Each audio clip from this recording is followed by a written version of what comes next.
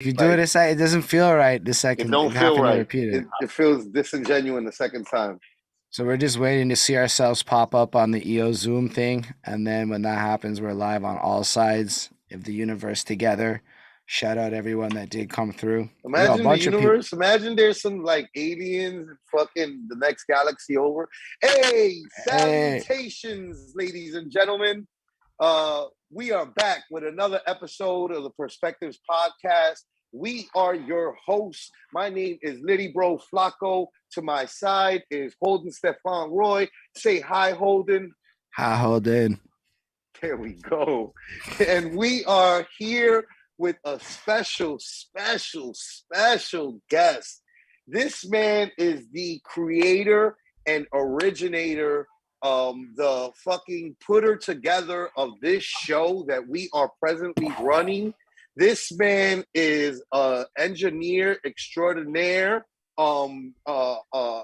He engineered one of our projects. We're about to talk about that actually. He is a producer extraordinaire. Homie makes like the super. We were just talking about this off camera. He makes kind of Holden would call it confidential. You said his name was Vibes. I would say gym Classified. class. Classified. My fault. Classified. Classified is gonna end up watching this and be like, "Fuck that guy with the fucking thing on his head." Um, with Classified Vibes, I would call the production kind of somewhere between Gym Class Heroes and Macklemore. I mean, Macklemore vibes. But he's a producer extraordinaire. At this point, I would say that he is Canadian indie hip hop royalty. Yo, but like as He much as is he's saying that, he is like a I just Viva want to La. like add into that. He really is a guy who has Yeah, nah, impacted so absolutely. much of Montreal's Hey, listen, culture I and don't live scene. in fucking Canada, but I know what the fuck I'm is just happening up saying, there. I got enough of it's you facts. motherfuckers in my feed. I I know also what's just gotta happening plug out that there. he's a graphic designer. So if you do need your graphic Listen, design I'm needs, not done with my intro. You're jumping in my fucking whole stick here, Holden. I don't know what the fuck you're doing. This is a special episode. You're getting fucking froggy like a motherfucker, Holden. You're jumping in my intro. I'm not done here yet. So right, and the man is a fucking indie Canadian indie fucking hip hop legend. Right, he's a fucking graphic designer. He's Viva La Mesa founding member. Right, and he is one of my good friends, um, Merker Miyagi, Merker Studios, Cali. You're about to introduce yourself.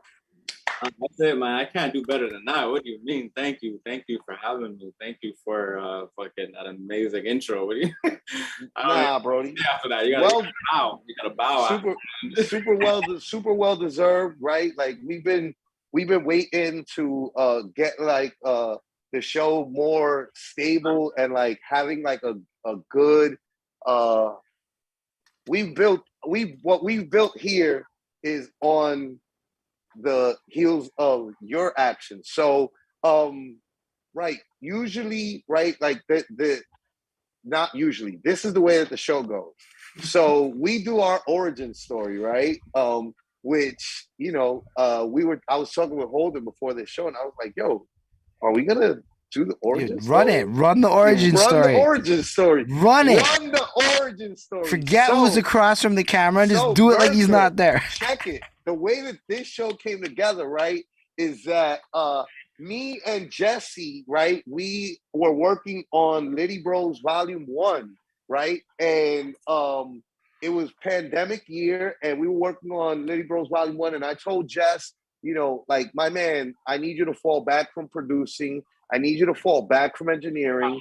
I need you to fall back from being a graphic designer. You and Jesse have a lot in common. You guys are cheat codes. That's what I like to refer to you as cheat codes.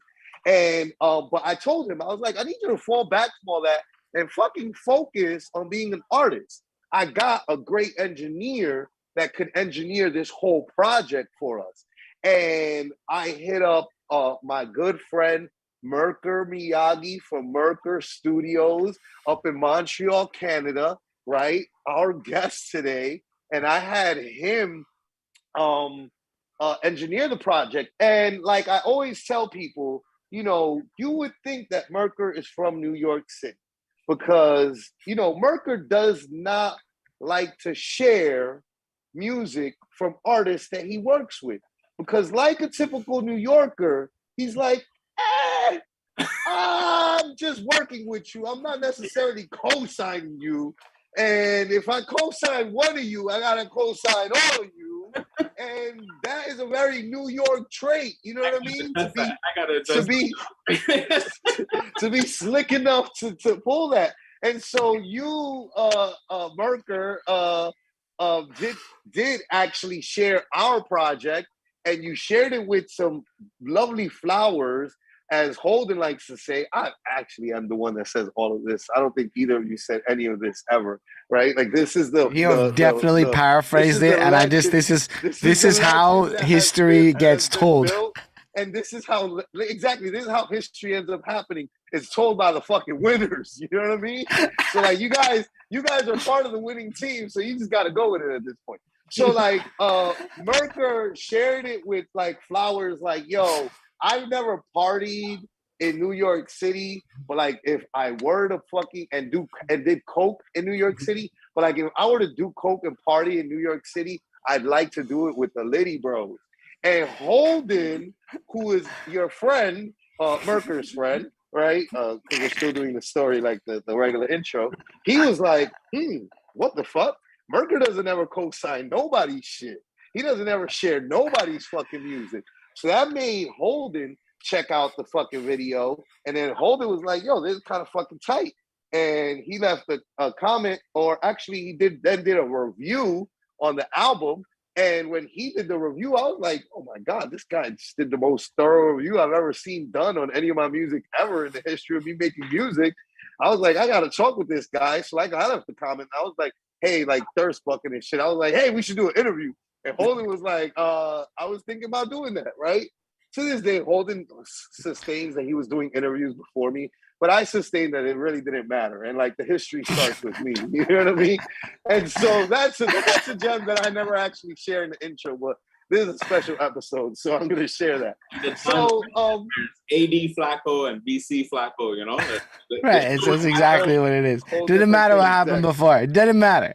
This is the new shit from now on moving forward. So then I sat down with Holden and we did an interview, and bro, I felt like I went to fucking therapy. So, right, like because usually like so many years doing this shit, it's just crazy because it's just like all the interviews, all them years for me were always like, hey, when the fuck did you fall in love with hip hop? And it's just like, we all watch Brown Sugar, bro. Like, I don't know what you think you're doing with that question, but we all watch Brown Sugar. Like if guys consider themselves hip hop, real hip hop, and they didn't watch Brown Sugar, I'd be really disappointed in them. So like, I was always tired of those type of interviews. So when Holden's interview came and like we actually talked about my life, I felt like I went to therapy. And being a typical New Yorker myself, right, and kind of like in the vein that I describe you as, I was immediately like, yo, I got to put on all my fucking homies to this shit. You know what I mean? And then I sat down with Holden. I was like, yo, let's do a show. You interview my friends. But then like it went from like me like throwing it to him to like be a solo show to me being like, you can't do this without me. I got to be here. I got to be on camera. I got to participate in this thing. I got to cut you off every 5 minutes and interject. I got to cut off the guest every 5 minutes and interject. I'm very important. So here we are. At episode 61? 61, yes. Episode 61, almost 2 years later, and this is the show, bro. And it's thanks to fucking you. And that intro gets said to every guest that comes on our show. And you know what I mean? Like, at max, I think, we really didn't start the intro portion to like maybe I forget how many episodes in. Like it took a few months maybe to get to like this, but let's say it's been a year now. It's been a long time. Intro. And a Homie lot of Merker people Miyagi, all of this, every single time. Everybody heard of you now. So like everybody who we interview learns your name regardless of whether they knew your name or not. You know what I mean? And it's always with the flowers, and it's always with that, right? Like this show wouldn't exist if you didn't, if you wasn't on point with your job, first of all, right? Because let's be real here, like I don't fuck with trash, period. You know what I'm saying? So like I'm not ever giving my money to anybody who does trash work. So like for me to have went and me and Jess had one project that we ever did together. But like the Litttyy Bros project was me, Jess, and Paulie. And so having Paulie there, his stand, like if my standard is here, like Paulie's gonna take the standard just a notch above where the fuck I take. You know what I mean? Every fucking time. So like I couldn't have it couldn't have been, you remember actually from the text, right? Like I think he was the most finicky one in the fixings for the engineering shit. I thought it sounded super solid from gate. But the point being, right, like I don't fuck with trash. So like I fucked with you because I had already heard what you've done. And I was like, solid. This man can handle the job. It's equivalent, if not a little bit better than what we got here at home. And that's saying a lot because Jess learned how to engineer from our first guest ever, Nunzio, who engineered for Bad Boy Records. You know what I'm saying? Which is like Jess learned to engineer from a guy who's got credits on Ready to Die, not Ready to Die, Life After Death, fucking Money, Power, Respect. Like, so he learned to engineer from that guy. And like I said, I thought that when I heard what you can offer us, that it was, if not like at the minimal, it was equivalent to what Jess could offer us. And that's like high praise because Jess is like one of the greatest engineers in my eyes as well. And so to wrap it up, right? Like you got that all on your own though. You know what I'm saying? And then this show comes to be born out of you on your own. I didn't ask you to promote this shit. You know what I'm saying? Like you out the kindness of your heart and out of either genuinely fucking with the project or genuinely fucking with me and us, actually made a post, and that actually birthed, whether or not the post was exactly what I said in the intro, neither here nor there. You know what I mean? The point is you made the post and that Holden saw it, and whether or not he thought what I say he thought is neither here nor there. The point is that he did make a review, you know what I mean? I did, yes. And here we are fucking 2 years later, and like we're making history, you know what I'm saying? Like all thanks to you, bro. I'm gonna take the first 10 minutes of this video and I'm just gonna watch this every morning. This is gonna be my wake up. There's no way I can't flow it on. No, because I appreciate it. Feel free to snatch the audio for a project. Do what you gotta do, like, bro. Anything that you ever want to do. My mental health, bro, is gonna be this is gonna be nah, but like you do it. It's all facts. All facts, all genuine all from the bottom of my heart. Bottom of my heart. I feel it, and that's you know why what I mean? I appreciate it so much, And so I want to say two things. Like, first of all, when it comes to okay, let's start with your project with the volume 1 that you honored me and allowed me to mix. Like the way you approached me with that one, I've never had anybody straight up approach me with that much like creative freedom as an engineer. You feel me? Because I remember you hit me up and you say, yo, listen, these are the tracks. You do whatever you want to do. You want to cut out a drum. You want to reverse of this. You want to take out a bridge. You want to remove a verse here, there. Literally, like, do whatever you want. And it was like a kid in a candy store, Because me, I work with a lot of different people and I spend my time, like, I know what everybody likes and I try to, you know what I mean? I try to hit them with that, but it's like, and of course I give my input and I get my little creatives in there, but nobody like gives me their music. It's like giving me your baby and telling me, yo, raise him until he's 5 and bring him back to me, whatever. Real. No, that's exactly what it is. Yeah. So it's like, oh wow, you're trusting me with raising your kids. So actually, you know what? I'll do you one better. It's like asking you to carry the baby. Because we did the sex to make it happen, to make the baby be born, right? Like be there, but like we asked you to hold the baby for 9 months and give it to us so that once you birthed it, we could show it to the world type shit. Like that is an absolute fact. Yeah, nah.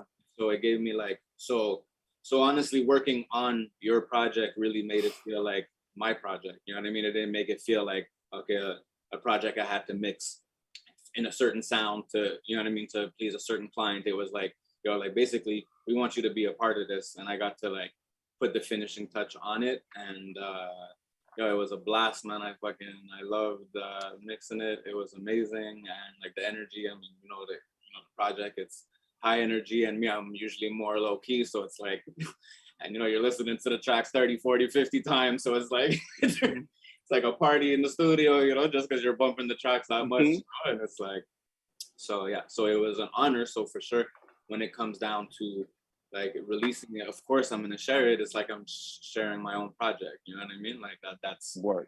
That's no question. You know what I mean? But Holden definitely counts it as a Montreal project. He counts it as Montreal adjacent and Montreal because Montreal worked on that. Yeah, exactly. Facts. Sure. It wouldn't be the sound that you hear it as if Montreal didn't touch it the way that it did. You know what I mean? The way Merker did. So let's get to the show, Papi. Let's get to the show here. You know what I mean? Like this is what we do, right? So Holden has his set of questions he likes to ask, but like I said, I like to cut them off right from the gate, right? And ask the guest my own intro question, which is like, tell the people your names, what you're known as, tell the people where you're from, and then tell the people where your parents are from. Okay. So me, I go by Merker Miyagi now, but most people that know me call me Cali. That's like, it's not my government name, but that's like everybody that knows me calls me Cali. Especially, well, everybody from Montreal, everybody pre-Montreal uses my government name, but otherwise it's like my family in France that uses my government name. And even people at work, if I start going to work or when they realize, don't bother calling me Chris, because I'm not even going to respond, So everybody calls me. Plus, let's be real. Nobody needs another Chris. I don't mean it like that, but like, there's just too many Chris's. The world's overflooded.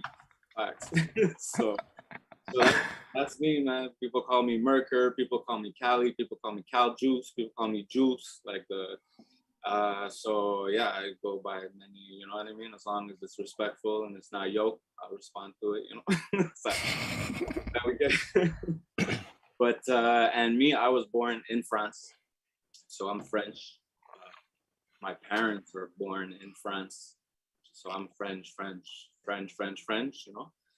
And when I lived all over the place. I lived in Vancouver, I lived in California, I spent the majority of my time now in Montreal, so full circle. Oh, wow, that's very interesting. I did not know. I thought you were from Cali.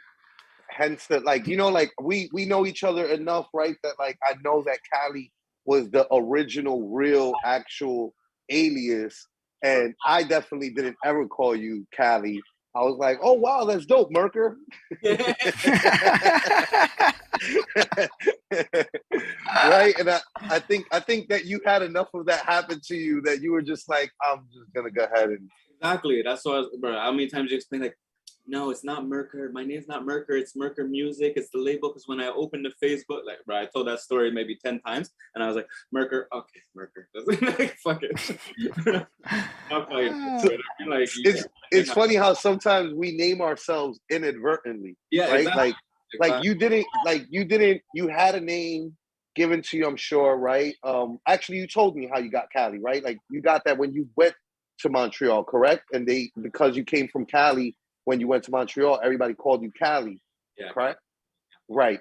And so, like, you get names given to you usually, right? Like, battle rappers are this weird, like, group of people that, like, all name themselves, which is why you got, like, New Jersey Twerk and Easy the Block Captain. Like, what? Who the fuck is calling you that shit, bro? Call me shotgun with a scope. Like, bro, what? Like, relax, bro. How is that your name? People with a shotgun, bro? I'm not calling you shotgun, bro. Like, it's just... Snake Eyes. I promise you, Snake Eyes couldn't get nobody in Harlem to actually call them Snake Eyes back in the 80s and 90s. You know why? Because motherfuckers would be like, nah, you don't get to be the coolest motherfucking G.I. Joe history. Fuck out of here. That's the general New York attitude. You know what I mean? Like, call them fake eyes. Snake eyes are fake eyes. Yeah, that's what everybody. Yeah, they'll change the name and shit. Exactly. But the point being, right? Like you didn't name yourself Merker. You named the company Merker, right? But like, then people are like, yeah, Merker. Identify. Yeah, you know what I mean? Like, I mean, it's just Merker. Merker Miyagi is a good name. It is. The Miyagi makes it fire, and it makes it wild sensei. You know what I mean? Like it makes it very like bow down to sensei and shit. Impossible to use Cali as an artist name. Facts. Yeah. Ungoogleable, impossible to find. Like, forget about it. You know what I mean? Like, I'm glad that you knew that. Yeah. Battle rappers are also another group of people who are not aware of that.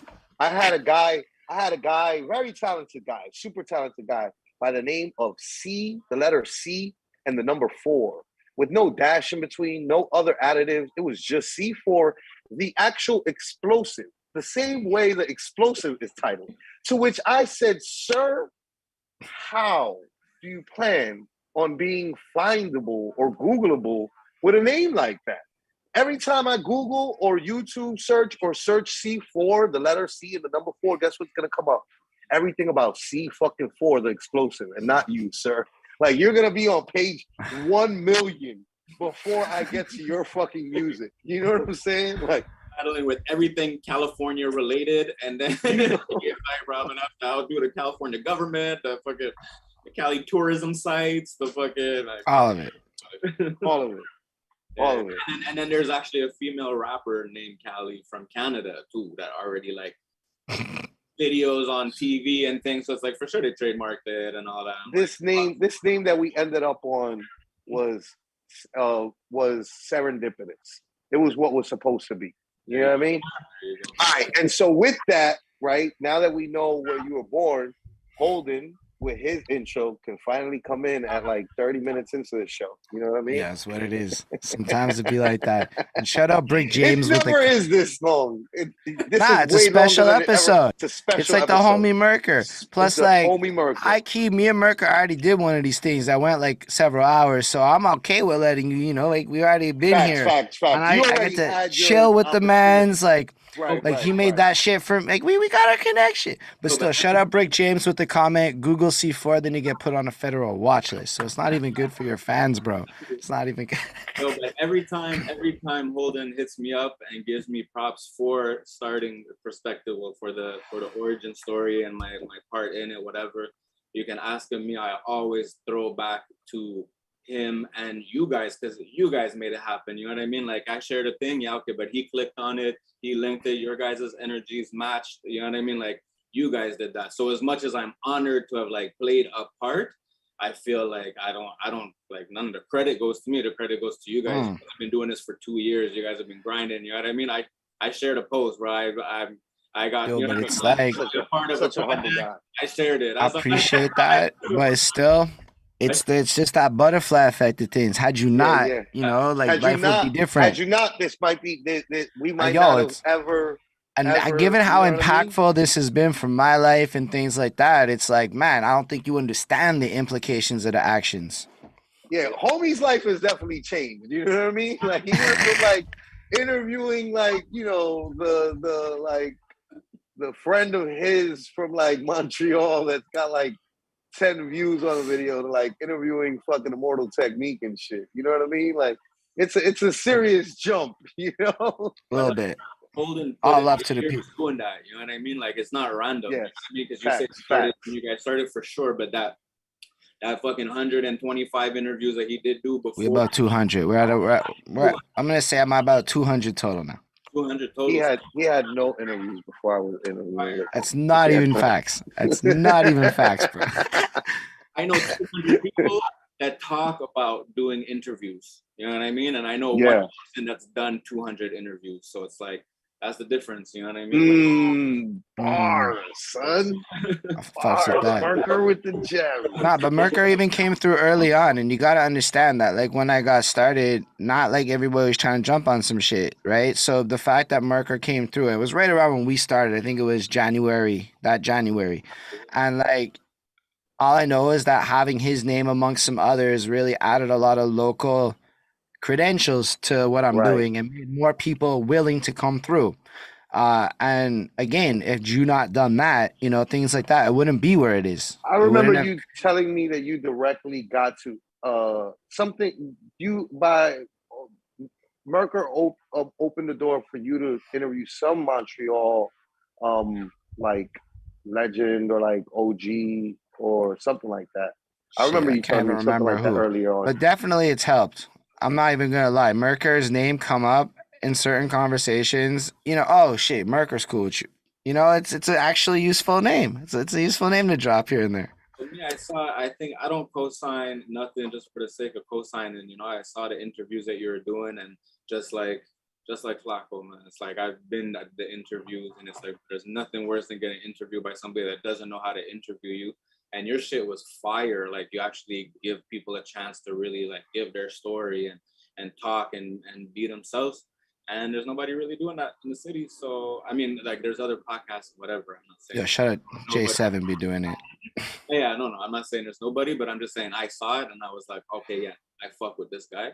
And so for sure, I'm gonna put everybody on. Everybody, I'm gonna tell them, this guy's doing interviews. You don't want to get interviewed, dog? You're an artist. Like, come on, this guy is gonna. You want to tell your story? You know what I mean? Go to artists and tell them, you want a guy that's gonna give you a chance to tell your story. It's like, bro, show me what's his name here, Adam. You know what I mean? Like, so I don't know what interviews came of it. It wasn't like I didn't organize things. I would just be like, yo, hit him up. Just send the people, and it's fire. Shit's proper. Yeah, I do believe that you sent me to his way, like something like that. Because like I was definitely like not even sure about the interviewing or the album review. I think you told me that like he might do an album review for you. You know what I mean? And like I didn't even have to ask. He just did it. On his own. So but it all is. I appreciate that. That shows how humble of a human being you are. You know what I mean? To pass off the credit. I also do the same thing, right? Like I was at an EOW event where like they were like complimenting me on like the show going so long on this platform on EOW, and like essentially like bringing another dope element to what is a household name when it comes to like open mics and globally. And it's one of those things where like I was like, Holden. If he wasn't here every fucking week, if he wasn't on his game, I would have been gave up. You know what I'm saying? Like, but like, I'd have been one of them the other hand of it is that talked about interviewing people. There aren't that many like name. Like a lot of people be showing up. They don't know who the fuck I am, but the only reason they showing up is for Flacco. And I was like, it's facts. They're like, yo, Dutch is my best friend from 2011. It's so good to see you, man. I'm like, I'm so glad I'm in the room. I have this conversation often with artists that come here when they talk about like doing a record label or starting a team or anything, I always tell them like, bro, you have people, everybody's on the boat, everybody has to be paddling, you know what I mean? Like one person not paddling fucks up everything for everybody. It's not okay because everybody else is paddling, it fucks up everything. So the more people you add to the team, the more chances somebody's not paddling, So when let's just shout out Chris Chrome, because if this man hadn't edited all of these fucking videos, this shit would not be live. Let's shout out Danny, who's our producer. And if she wasn't here every week to press record on that button, there'd be no show. You know what I mean? We'd just be sitting here talking amongst ourselves. And end of the week, because their platform has had a huge impact on drawing people in too. They're like end of the week is up there with Dutch and bringing people in. Yeah, I wouldn't have thought of telling you like you should interview my friends and do this show on this platform if they weren't already doing shows on this platform and like getting it popping and like doing their usual EOW thing, which is like bringing artists from all fucking places together and shit. You know what I'm saying? So it's just like, it's this like without everybody playing those parts and without all of us being the go-getters that we all are, right? Like there'd be nothing. You know what I'm saying? there'd be nothing for us to all be like sitting around and like being like, yo, we actually like a good job has been done at this point. Facts. You know what I'm saying? Like I sit back and I look at Holden's growth and I'm like, yo, my boy is grown, yo. You know what I'm saying? Like, yo, he used to get on my nerves a lot. Now he just gets on my nerves a little. You know what I'm saying? Just a little. Just a little, you know.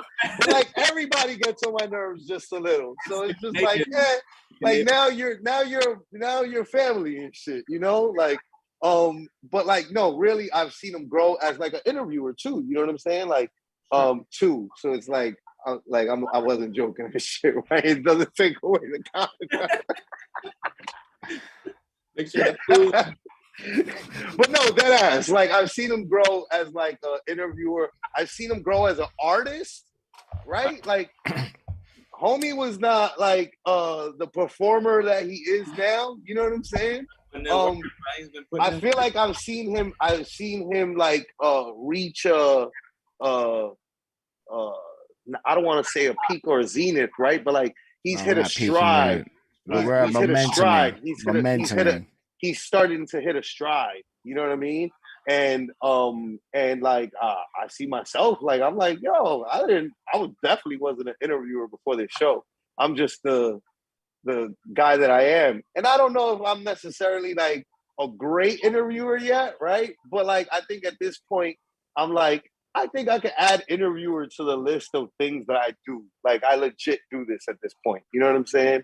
And I'm like trying to get better at it, you know? So like, but like all off of like these little things, you know what I'm saying? So like kudos to you, bro. And props to you for being such a fucking humble guy about it and shit.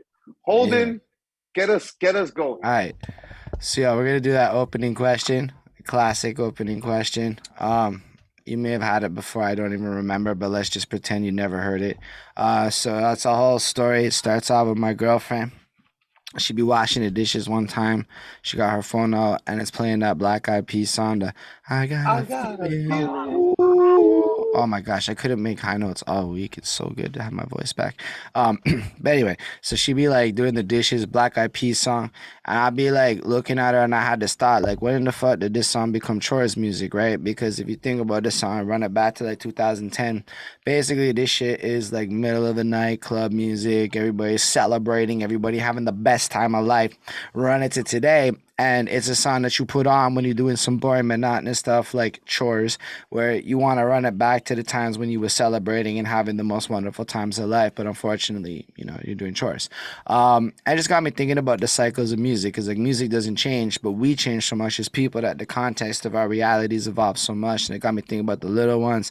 They be listening to the drills and whatnot. They have no idea that when they be a little bit older washing dishes, it's going to be turning up to Pop Smoke over there. They don't know that when I heard Pop Smoke, it was straight into the dishes washing routine. It just skips the cycles as we get a little bit older. It got me thinking about the context of our musical journeys, because as Flacko said, you know, with the whole interviews being kind of un peu plate, parce que, you know, the people don't actually ask innovative questions. This motherfucker busting out French today. Bitch, what? Look at you. I don't know, it just came out. But yeah, basically... Basically, everything a little boring, everything a little not like going into the roots of stuff. Everything starts at like 11 years old. Like, yo, my first favorite rapper was this, or I started writing rhymes at this, and etc. But then they forget about everything that happened in the early days of life. So it got me thinking about, like, you know, the impact of music on childhood and shit. Like, you popped out of hospital in France. There's probably some French music playing on the radio, being absorbed by yourself, and you might not remember it, but it probably happened like that. But then as you get hospital. Home, I was born at home, natural. Say word, home birth murder. Not that right, but go ahead. Fair enough. So this is the first time that's happened in all of word. It. Nobody's ever stopped. Ever corrected that shit. I was a home birth motherfucker. I was a home birth bitch. So the music was still probably playing in the home birth situation, and Lil Baby Merker was still probably absorbing it. I'm just saying, like, I can remember being like 5 up in the apartment in Montreal. My dad had the gray boxes all over, the amp and the preamp and the radio and the tape deck and the wires going out to everything with the ghetto surround sound and whatnot. He'd be busting his Led Zeppelin tapes and shit like that in the daytime, and at nighttime it'd be like the MC Mario club mix straight from the clubs of Montreal. And my mom's was a little different. It was more like discos and fucking, musicals and Disneys and, all that kind of shit all blending together. And then there's little old me with no control over any of these sounds as they're all being absorbed by me. And all of this kind of influenced me all the way to this day. So I was hoping, Mr. Merker Miyagi, you could bring us back to the youngest Merker you could remember being and tell us a little bit about what it sounded like to be you before you had any control over the music. And if you do remember France, that'd be cool too. For sure. Well, I mean, I left France when I was 7 years old, so I don't remember much, to be very honest. I have pictures, I have certain memories, whatever. But my earliest musical memories would be those times I was in Vancouver, still from my parents though. And my parents were, I don't want to say they were hippies, but I guess they were like hippie-ish, they were definitely forward thinkers and like doing acupuncture and these things. Like now it's very super widely accepted, but like my father did acupuncture when acupuncture was illegal in France. Like literally, that's why we went to Vancouver, because he couldn't do acupuncture in France, So I guess hippie-ish or whatnot. And so it was like the Simon and Garfunkel's. It was like, I guess it would be called folk music, Like that's the stuff that my mom more listened to. Even I'm talking like Puff the Magic Dragon, Peter, Paul and Mary, and these type of things. So like the car trips, the road trips, that's mom's music was that. And my dad, it was classical music. So it was the Vivaldis and the Beethovens and Mozart. Wow. So he had like he didn't have the big stereo, but he had the CDs, the whole thing of CDs at a time where like CDs was new, not everybody had CDs. It was like, oh, we got CDs. It was and he had all of them. But so that was for sure my early influences. I think that's for sure why I love like acoustic guitar and like we were talking a bit before, like the desire to do like acoustic albums and these things. Like I can easily draw it back to the music that my parents used to listen to, when I was younger. And even like my draw to West Coast music, because it's very like they use the strings a lot. It's very cinematic, they have a lot of that. So just it all connects. All right. So when you were young, were you like a fan of music? Did you have any desire to create music, or was it just kind of something that was around you? Sure, for sure. Well, me, I had the desire to create. I built my first little studio when I was 11 years old. I was like, yo, let's do this. I seen Crisscross. They were 11 years old. I was 11 years old. I'm like, if they could do this. You were like, if they can do it, I can do it. We're the same age. This makes no sense. Like, come on, why aren't I on stage singing in front of 30,000 people? Hold on. So, boom, man. I mean, like, shout out to my dad. He always supported like any like vision or any crazy idea that I had.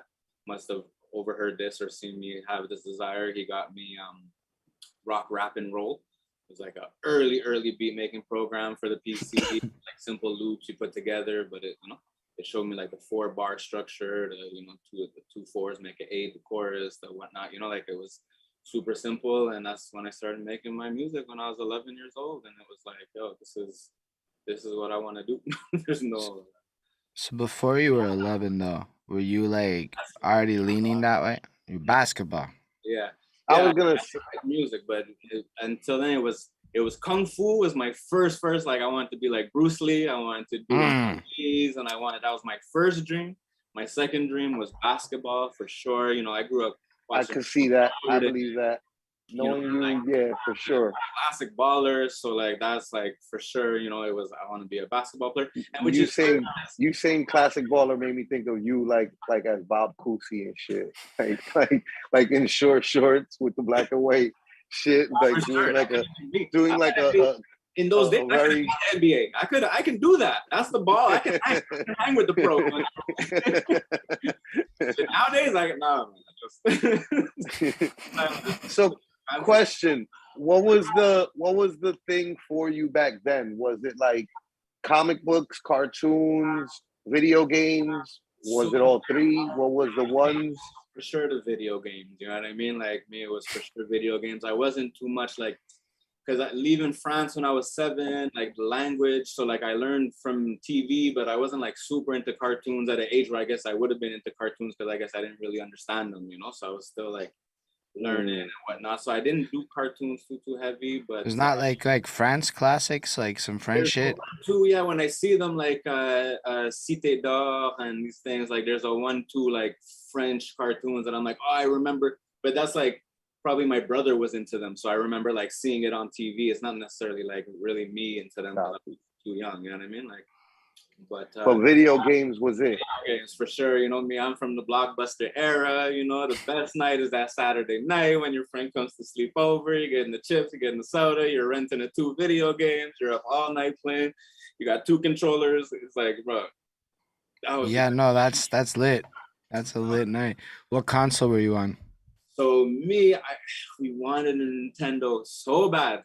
We wanted a Nintendo. I used to go by my sister's friend's house to play the Nintendo. But and we're telling her, come on, Nintendo, and like we were spoiled, so like we didn't understand why we get everything else that we want, but we can't fucking get this Nintendo. Can't get the Nintendo. Yeah, no, absolutely.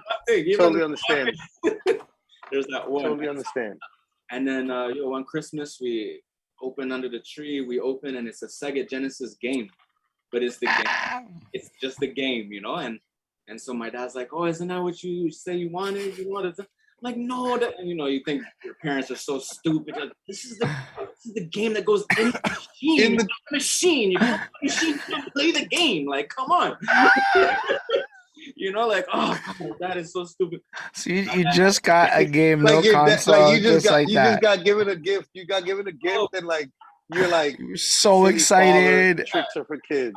You can't counter-climatic, you know, and but because my dad's an asshole, you know, so he just let us think that he's stupid, and then while we're roasting him, he just reaches back behind his chair and busts out. And it's like, you know, and it's like, so we were Sega Genesis, you know, like I didn't choose the Sega Life. The Sega Life chose me. Life chose you. That's fair. Sonic. It's different than Nintendo. Sonic. Yeah, Sonic and Sega Rally and Virtua Fighter, and you know what I mean? Like, dude, there's a lot of good sports games that were like weird sports games, like robot football and shit on the Sega. But Sega was always better at the sports game than Nintendo. Nintendo was like the adventure games and the family stuff, and Sega was the sports game. The racing games were better on Sega. It was.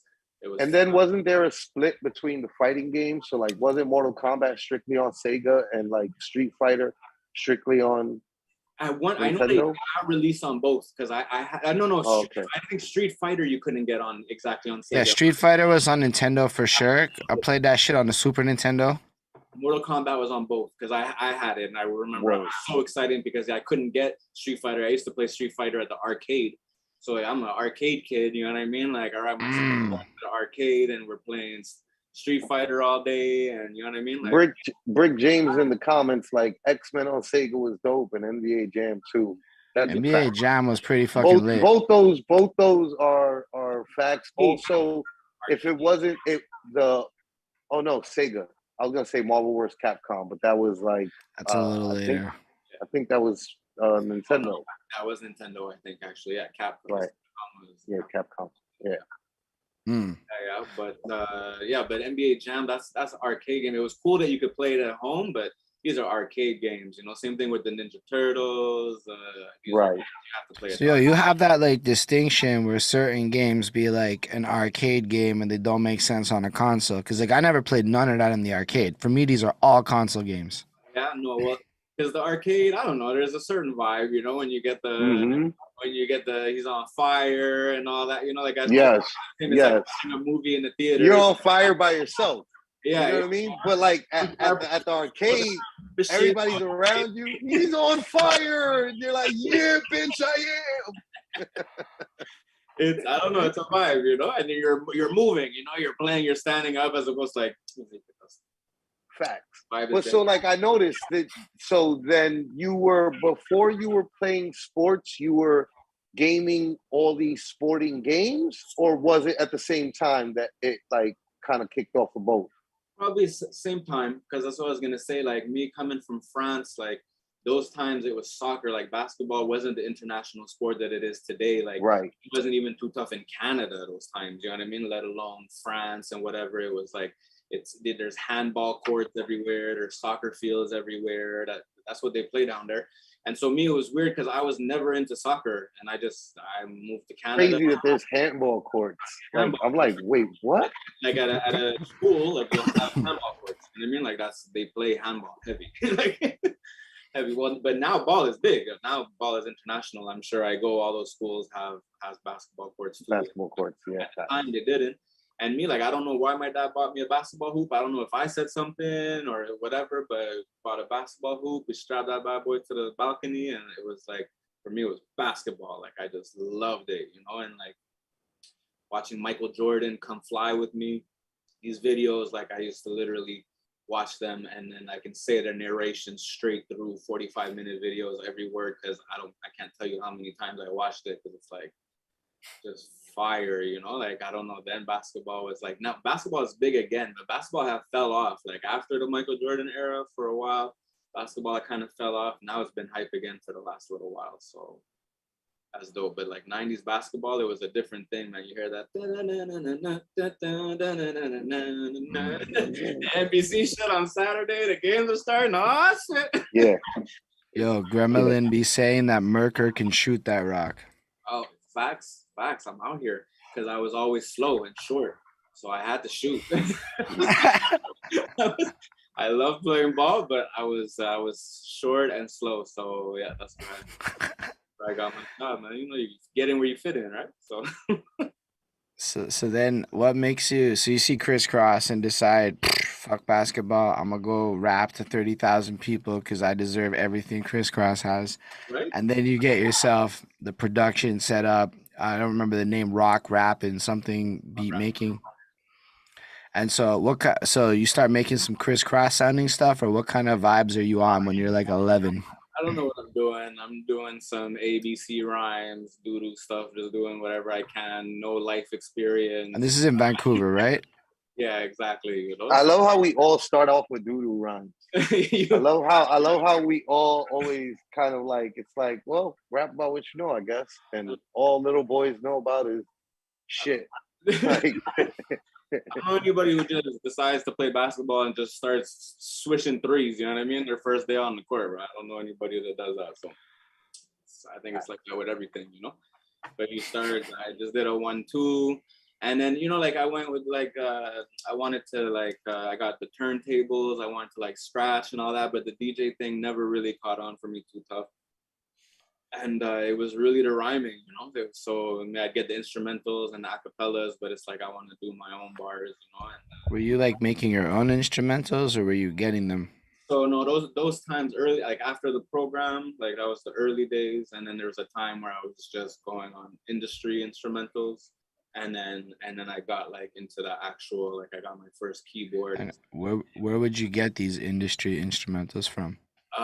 So those times I would buy CD singles, or I would buy record singles. because back then the CD singles used to always carry the instrumentals. Those are facts. You had the dirty, the radio, the instrumental, and the acapella maybe. The acapella, yeah. Like the CDs, they didn't do the acapella too much, but when you got the record, you also had the acapella because they know DJs. Sometimes they did do the on the CD, but it wasn't as common as with the records. You're right. Like the records was like guaranteed you would get an acapella. You bought the single, you need all the versions. So you're like a teenager hitting up the Vancouver shops and like copping records, trying to find stuff to rap on. Copping records out of the back of the Source from upstairs. I think it was called Upstairs Records or something. There was an ad in the back of the Source where you could buy the whole Technique setup, and they had like records listed. I think it was called Upstairs Records. So I got my turntables from New York. That's crazy. From New York. I didn't, but yeah, I did hit a 1-2 record shop, obviously, in Vancouver. But no, honestly, it was more ordering. And then it was really, like I said, because the DJ thing didn't catch too much. Really, in Vancouver, what we used to do is drive down to Bellingham in Washington and hit up the record stores there because they had everything there. You couldn't get nothing in Canada. Simple regular, whatever CD was an import. You know what I mean? Like, if it's an American artist, it's an import. You might pay $24.99 for a CD, bro. You go down to drive down the balance like $11.99, $12.99 for CDs. So when you bring them back, did you get any problems with the border, or you just bring it across? you have like your $500 that you're allowed to spend or whatever, depending on how long you were there. So whatever, might have to pay a little tax or something, but that's where I used to go get my Dickies and my Ben Davis and all my shit. This is like the back of the source. No. Yep. We used to drive down to watch. Okay. Yeah, it'd be like, because if you're in Montreal, the equivalent would be going to Plattsburgh, New York, and that's like Canada Shopping Mall, because that's where we go to get American shit, because it's right across the border. It's like the first exit or some shit, and it's got everything you need. It's got the Kmart, it's got the Walmart, it's got the fucking mall with the shit in it, and it's got fucking Target, bro. American Target. Plattsburgh. You don't know keep that in mind. How lucky you guys are, you know what I mean? Down there, us Canadians, we get to watch the commercials, and we're like, oh, we would love to. And I see my son, he's 13, and he's watching the commercials. He's like, man, they got everything in America. I'm like, I know. Nah, you know what? I know that feeling because in New York, there's weird things that like we don't get because it's New York City, and like it's just not allowed like that. So like Walmart doesn't exist in New York City. No way. It's like we don't have any Walmart in New York City. Like there's something about like the way that they do their business that like they can't do it in New York City because of union laws or something like that. So like we don't have Walmart, we don't have Sonics. So like we watch all these commercials with like Sonics, like with like the girls on the roller skates going up to the car and all these cool ass fucking drinks that we're like, that sounds like it'd be amazing. And if I would have put liquor in it, it would probably be even better. You know what I mean? And like, we can't ever have that shit. And then there was just other, just little things that like, right. Like we, in America, depending on, this, right. From like Cali, like we don't have In-N-Outs or fucking, what's the Whataburger? Still, right? You guys have Jack in the Box in the East Coast. There's Jack in the Box in the East Coast, but not in New York City. Not in New York, eh? Okay. There used to be Jack in the Box in New York City, and then Taco Bell came out and they disappeared. And there's no more Jack in the Box at all in New York City.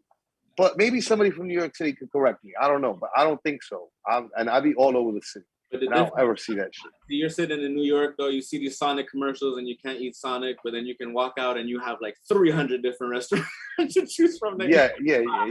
Facts. Don't cry for me, Argentina. Facts. Montreal's got choices. Like, Montreal's not that bad until you get Montreal in the 90s. When we're talking about music and fashion, it's a different reality, bro. It'd be like the shit would drop a year later, 6 months later.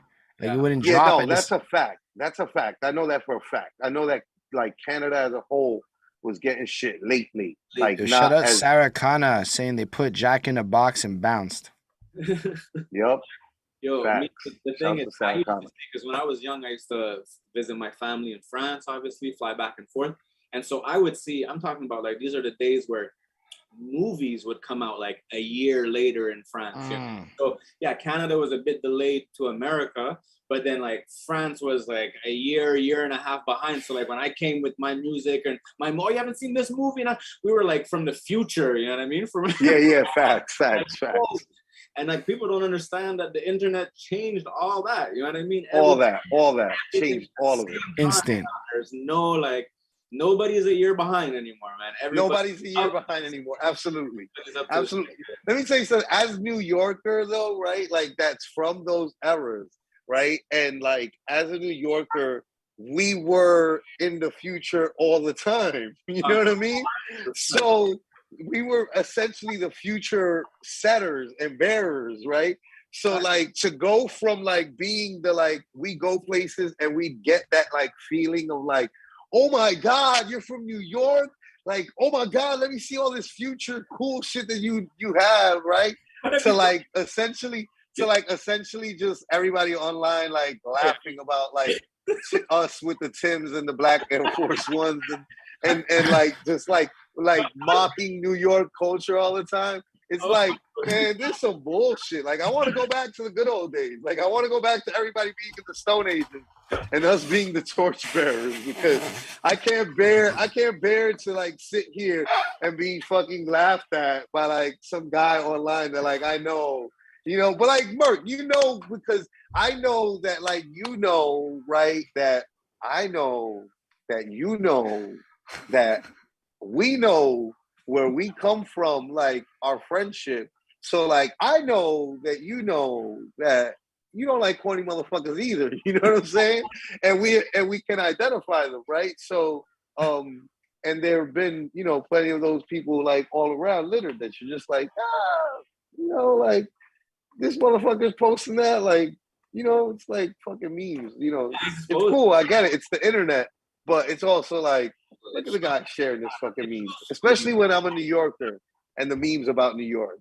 And I'm like, and I'm maybe having a sensitive day, and I'm like, now I'm offended. Who the fuck is this motherfucker? Who just posted this fucking meme? I'm offended. I know he's not from New York. Let me click on his profile, start looking through this shit, and being angrier. How stupid is he? Let me see what other stupid.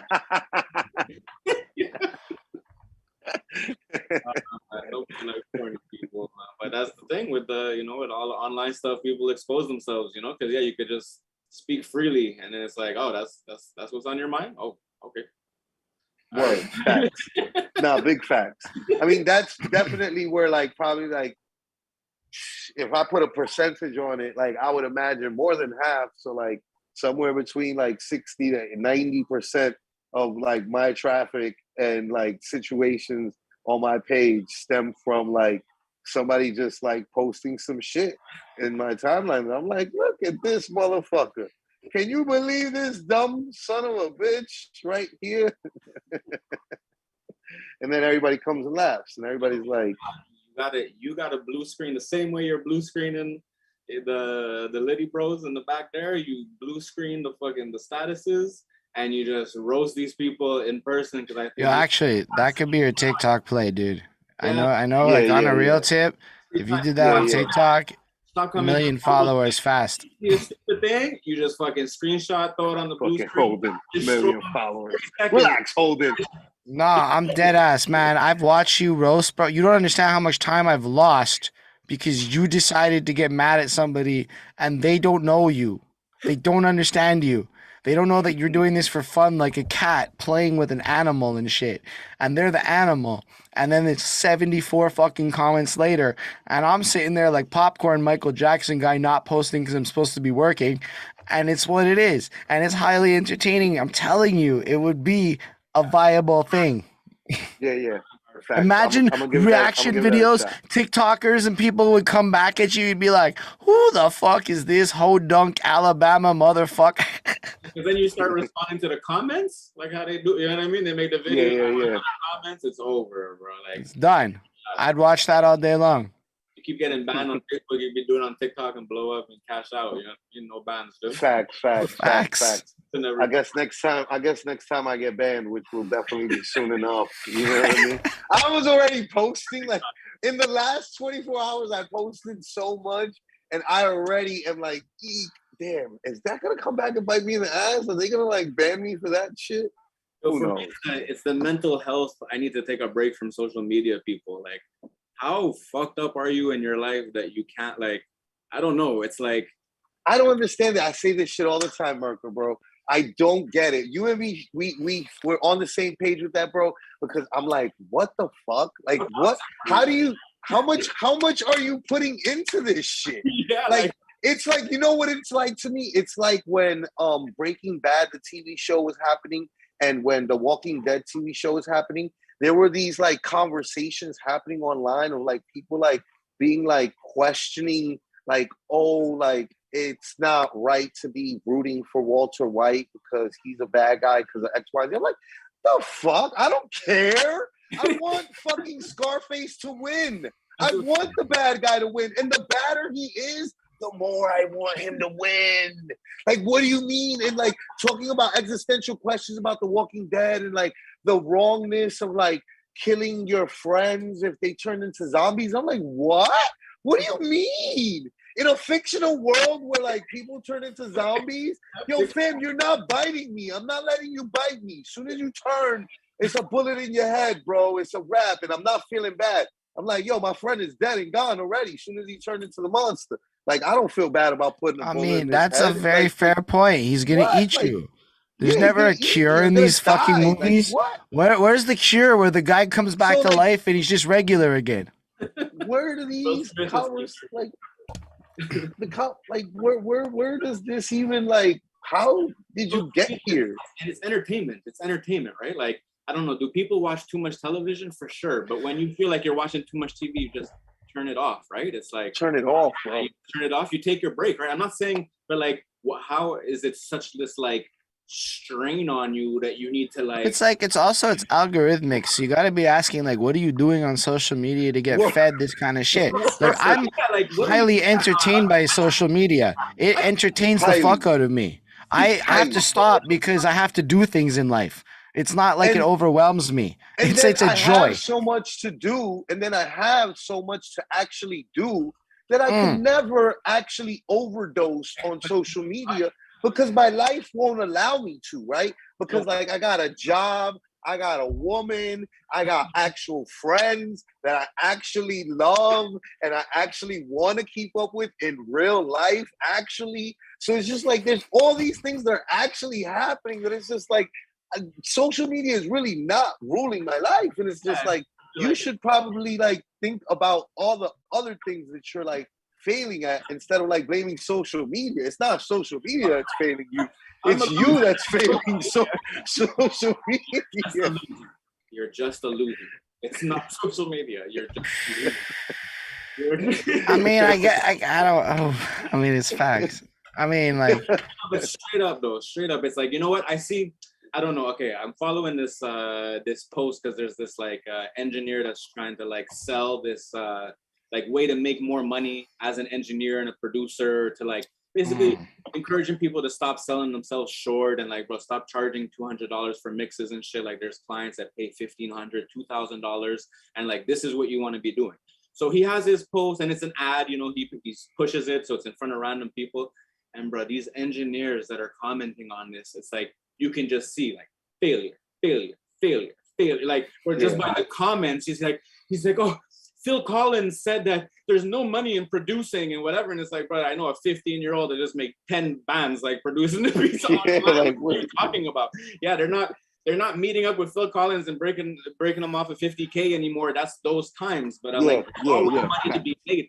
And these people, like, they're just bashing the man. It's, oh, you're selling a pipe dream. It's impossible. There's no money in music. I know Grammy Award winning engineers. They don't make no money. It's like, whoa, what could, like, whoa.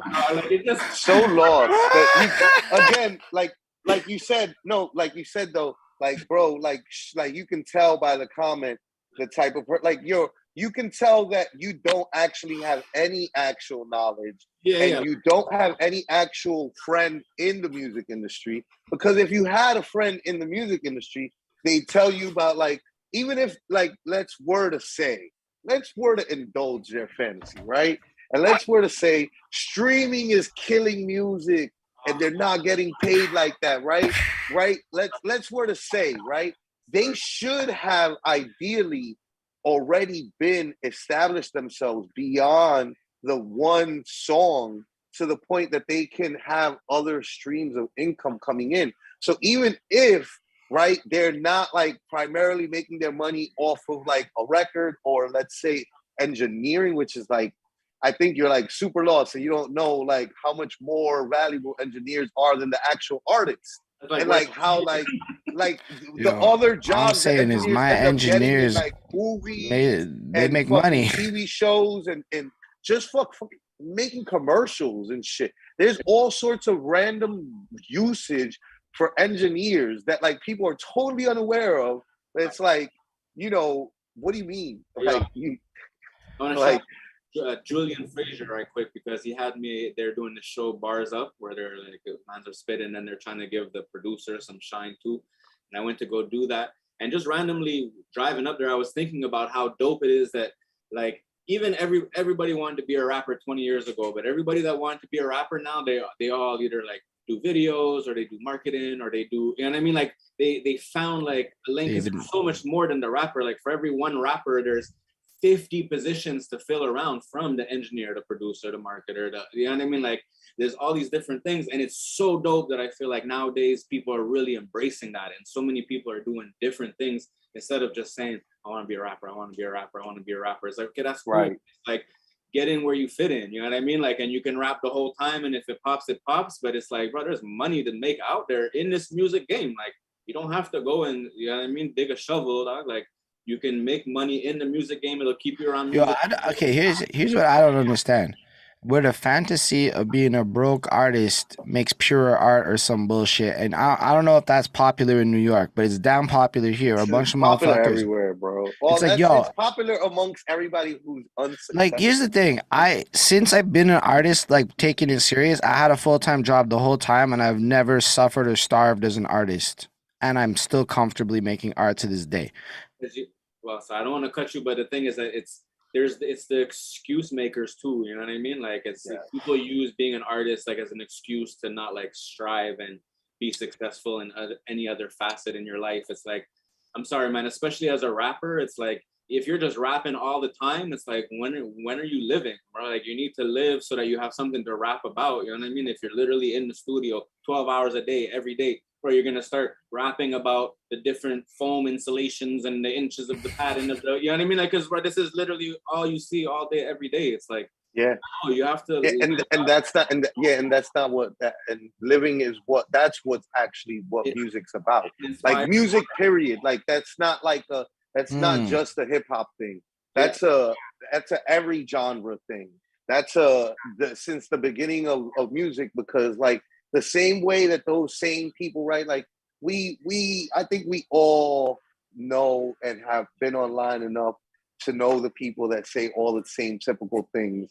And right, like one of those things that like atypically gets said amongst people like that tends to be things like, you know, oh, because music, you know, is life, and all these, you know, other cliche things, and like I see sounds and colors, and you know, and all these things, right? That like is like, yo, if you value the music and you'd understand that like you have to live life outside of the little thing that you think.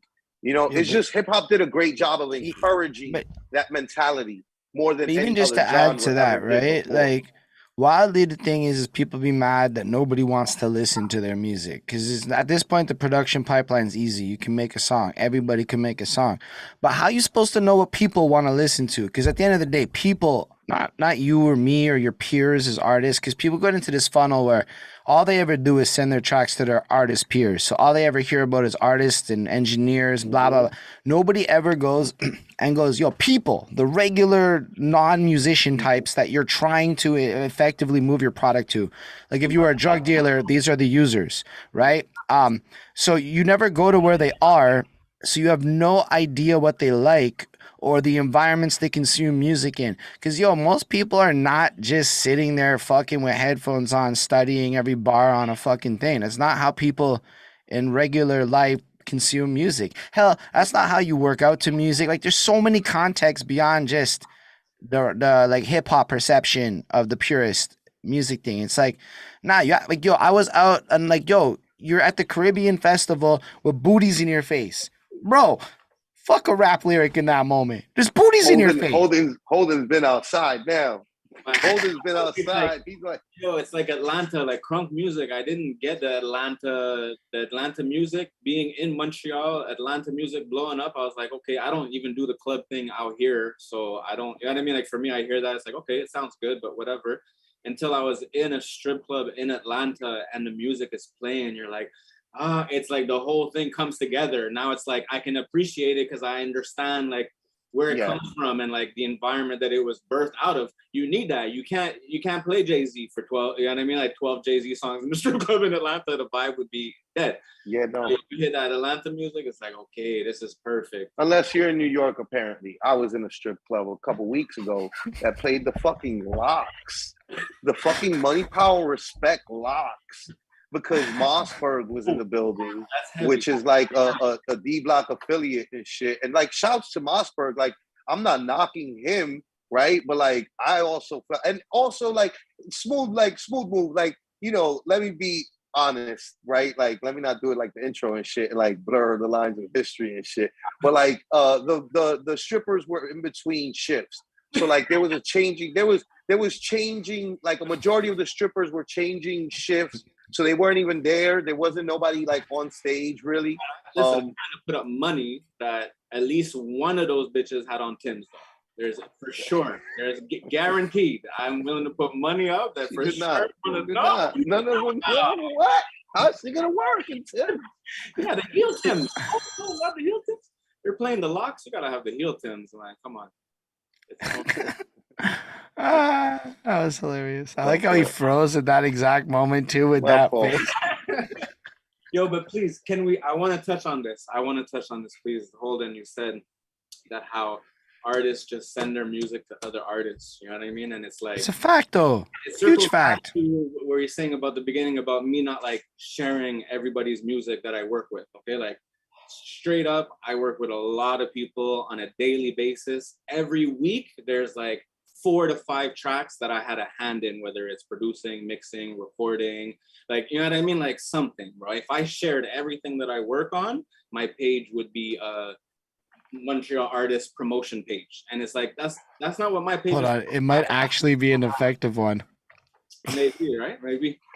My page is for me, man. I have my art and my product, you know what I mean? Like, so I'm there building my brand, and my brand is not that I promote everybody else's music, you know what I mean? Like, and that doesn't mean that I don't love everybody I work with. That doesn't mean I don't put my 100% into everything that I work on. I'm on anybody that allows me to work on their music with them. I'm honored because it's their babies, like we were saying before. So it's like, even if we're doing it together, you're just trusting me to be around your baby, to tell you this, that, whatever, something, you know what I mean? You're open to taking criticism. That's fire. I love it.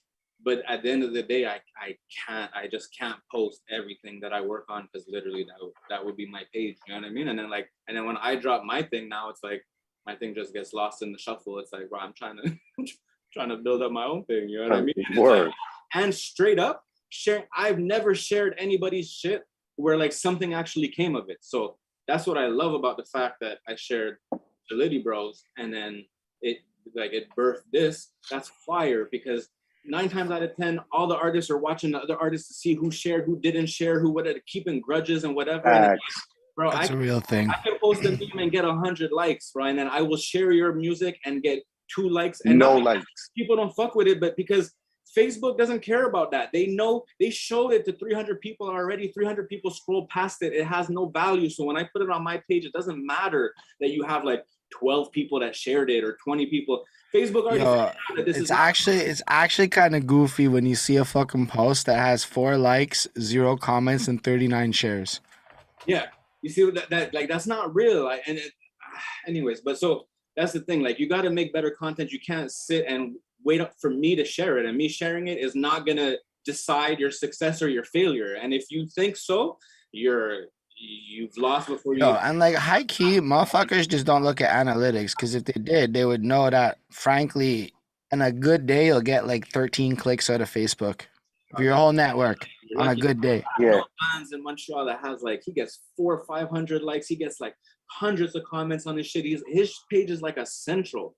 The man shared my boy's thing.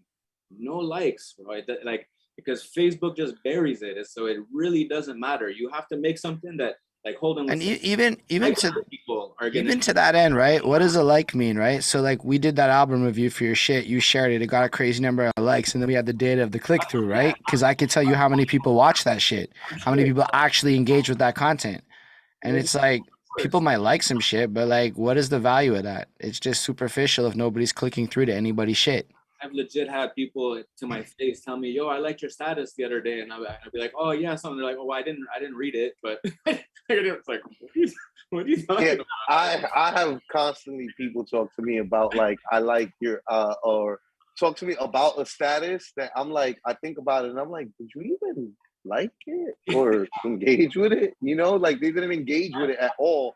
But then in real life, they'll talk to me about it. It's the guilt. So, I seen that, and it's like, oh, you did? Okay. It's like, okay, so you're a hoverer. Okay, that's cool. You know what? You know, show the love. Yo, I do appreciate it when people do give me the in real life comment. Like, I'm not gonna lie. Like, it is weird that they chose never to like, comment, or anything on social media. But there will be people that in real life, it's like they hit the comment button, typed away in my face, hit enter and walk away. That shit has happened before. That's what validates me. That's why I post on Facebook like that. If motherfuckers will walk up to in real life like that. You should be me in real life for like a week. You'll get all your jolly balls. That's all I got. That's all I get. That's like a majority of people is like in real life fucking, yo, I be seeing you on Facebook. You be wildin', son. I don't be jumping on because I don't want to catch none. And I'm like, bro, I know you in real life. I know you in real life and you're good. You can comment. I promise you. You're less threatening. Son, I don't even be. You're less threatening in real life. You know, you have to know Flacco in person to know. It's a fucking humble and bro, like you're a top tier human. You know what I mean? But if it's only the online, man would be scared of this. They'd be like, hey, I don't want no, I don't want no. Yo, I don't know what Flacco's up to. I'm like the boogeyman and shit, and I'm like to my own friends, and I'm like, yo, I'm not the boogeyman. I'm your friend, yo. Like you're good. Like, oh shit! All right, let's get back to it, yo. We went super off track. So you when you got to the age where you're taking it seriously and it's actually starting to become a thing, like that you let everything go. Where are you? What's the situation that's happening? What's the catalyst that made it that music became the lane? Okay, so for me, it was always this, like I knew that this is what it's gonna be.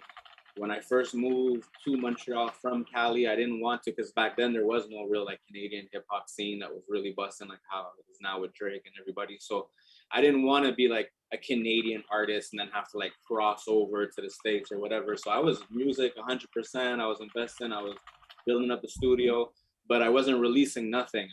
Everything was no. I'm waiting to go back to Cali to drop my stuff. And then eventually I just realized like, oh, either you're doing it or you're not. You know what I mean? Like there's always a good excuse not to put shit out. You know what I mean? And then you always regret it later because then when it's super old, you don't want to put it out because now it's old. You know what I mean? Like there's always something. So I'm like, fuck it, let's do it. And somebody actually brought my track up to the radio station. So this is radio station days when people used to actually tune in and listen to live radio every day, weeknights. It was Don Smooth up here, the voice of the city. My Shut up, Don Smooth. Down there, and it was a battle of the tracks. So he put my track up against somebody else, and it was another local artist. And you know, these are like when you know you're battling, you're calling all your friends, you're calling your auntie, you're calling your grandpa. Here's the number, just call. What am I doing? Just call and say, you know what I mean? Like say my name. You're getting everybody to do it because it's still small and local. Like, you know what I mean? It's not like it's not 97 and shit. Like you could actually sway the vote, you know? Right. And he put my shit up and I didn't know until he played my shit. So I didn't get to tell nobody. And I went up against somebody that they had won like 3-4 nights already in a row. There was like a battle of the track. So for sure they have their people on it. Or, you know what I mean? Telling them to vote. And he just played my shit. And like somebody called me and said, yo, turn on the radio. Your track's on. I said, what? I turned it on. I said, wow, that's so dope. And then I won. And then I was like, wow. You beat the guy that already had won. That had already won like 3-4 times or whatever. And you didn't even promo this at all because you didn't even know it was happening. No, it was like real time as it's happening. Like, and so boom. And so I won. And so obviously from then I started telling people, yo, I won last night. I'm on tonight, call and vote, whatever. When we did the 10 wins straight. So I went to the Hall of Fame or whatever. And I got like the interview with the DJ at the radio station. And so now it's like, okay, like I have to release this, you know, and this is pre-YouTube days. This is like you know what I mean? This is like pre days. Pre we're talking about like AOL days, yeah, and shit. Exactly. Word. Like if you release music, you had to drop a CD, right? If your shit was right. CD and you gave it those are the days that I come from, so I understand it. You know what I mean? So I understand it. I put a CD together, you know what I mean? I hit up I used to fuck with Dynamic Producers. I don't know, they're out of New York still. Felicia Booker is this girl. She started a network. She was putting all the producers together. She would give opportunities for people to like pitch beats to industry artists and whatever. So I was like part of this group, and I'm like, okay, it's all these other independent producers and shit. I hit them all up. I say, yo, send me your fire joint. You know what I mean? Like I'm gonna put it all on a CD together, and that way I had a song with a guy from Alabama. I had some guys from Chicago on there. I had the guys from Miami. And so everybody, and so me, I put them. How did you link up with her? This is like pre-YouTube connecting and shit. YouTube, but the internet was already there. So really and truly, when I decided, okay, I'm gonna do this, I didn't even have internet at home. It was go to the internet cafe after work. Pull up to the internet cafe, spend 30, 40 minutes. I was just looking up shit. I was just looking up record labels to write down addresses so that I could. And you know, the internet does its algorithmic thing, and it's going to show you stuff, and it's going to whatever. And even whatever you focus on, right, you're going to start seeing things. And actually, I don't remember if it was online or if it was the magazine Scratch. There was a magazine Scratch that was like for producers. It was kind of like The Source, but for producers. And I think she had an ad in there, Dynamic Producers, get placements, this, that, whatever. I said, yeah, okay, check them out online, pay my little fee, and I was in. So that's how I started being able to submit tracks and whatever. And that's how I ended up in Atlanta to go play beats for an A&R down there. It was all through Dynamic. How much was it that you ended up paying? So the fee was nothing. The fee was like probably like, I don't know, $59 or something. I really don't know. $59. Like no, I mean, but that's good, right? Like it's something that I like constantly have told other artists, which is like, you gotta invest in yourself, bro. Like this is like $60 and you invested in yourself, and that got you all the way to Atlanta. Where else? For sure. Well, in New York, I went to New York. One meeting to play beats too, for sure, and got me working with all these artists because when I printed up the CD, I put 20, 30 in a box and I ship it to Chicago because now the man's in Chicago. He's on his CD. I did the proper jewel case, the real design. Mm-hmm. I didn't cheap it. So when they get this, they're like, oh, fuck, this is fire. You know what I mean? I'm on an official project. So now they're doing promotion for me. They don't even know it. They're in Chicago handing out the CD because they're on it. If you're on a CD in the early 2000s, you tell me you're not going to give, you know what I mean? Like you get 20 CDs of a CD you're on, you're not giving that to your 20 closest supporters. You know what I mean? Like, for sure, or you're selling them. I told them like, yo, if you need more CDs, let me know. I'll ship you more CDs. You know, it's like, so it was a way for me just to get like music kind of all over because I hadn't really figured out that it was going to be with the internet. You know, I was still doing this. Yo, CD. But still, like all things considered, I know the grind.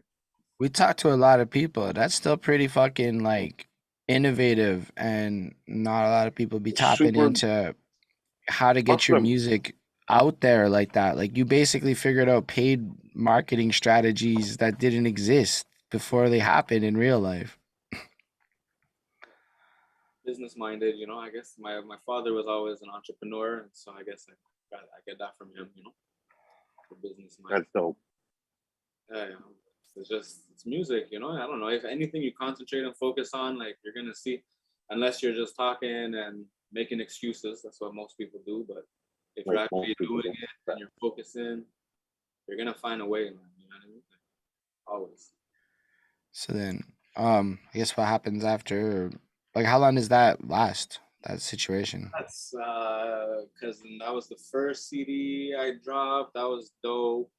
After that, then the second CD I did all with the team, like the artists that I was working with in Montreal. It was all original music, all produced by either myself or Ips, the other producer, my brother that I was working with.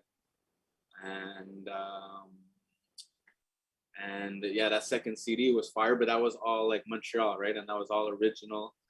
and then from there is when life really started. So then it became like tough to juggle because when my son was born, and so it's like before those times I was hustling and I could invest in myself more. Now when you have priorities, it's like, bro, you gotta. So then but then again, right? Like every situation. So me, I just had to find a way how to do it with whatever resources I had or whatever the case is. So it took me a little bit longer, and then at the same time, the game was changing completely.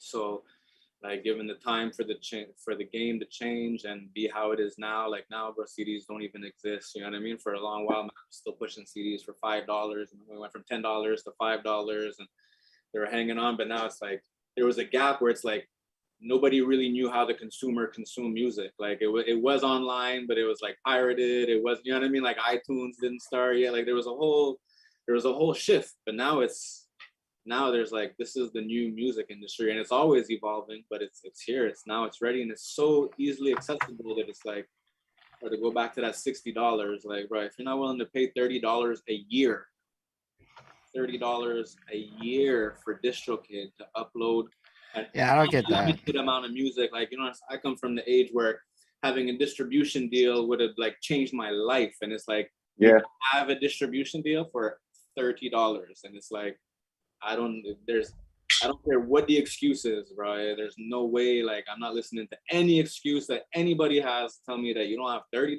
bro, for the year, and you're not dropping a song every 3-4 months. Like, you can't even call yourself an artist if you're not at the very least doing that. It doesn't make sense. Like, it's too easy now, So everything in its time, you know what I mean? Everything in its time now, it's super easily accessible. I bartered to exchange studio time for videos. I've like done whatever I could to get whatever product and content I could get, and just grind it out. You know what I mean? So the music grind was always ongoing. So so after your son is born, what do you shift to? Is like, do you give up the artist dreams? Do you start focusing more on being a studio guy, or how does it change? That's where I started renting out the studio. So yeah, that's and it's shout out to the wife. I always have to give her credit for that. I'm not gonna be out here acting like, because people would ask me to rent out the studio before, and I always said, nah, like I didn't build a studio to rent it out to you for $20 an hour. It's like, you want to do a song together, we could do a song together, but I'm not sitting down there recording. Like, that was never the goal. But when my wife got pregnant and she's like, it doesn't make sense for you not to be doing it, I'm like, all right, boom.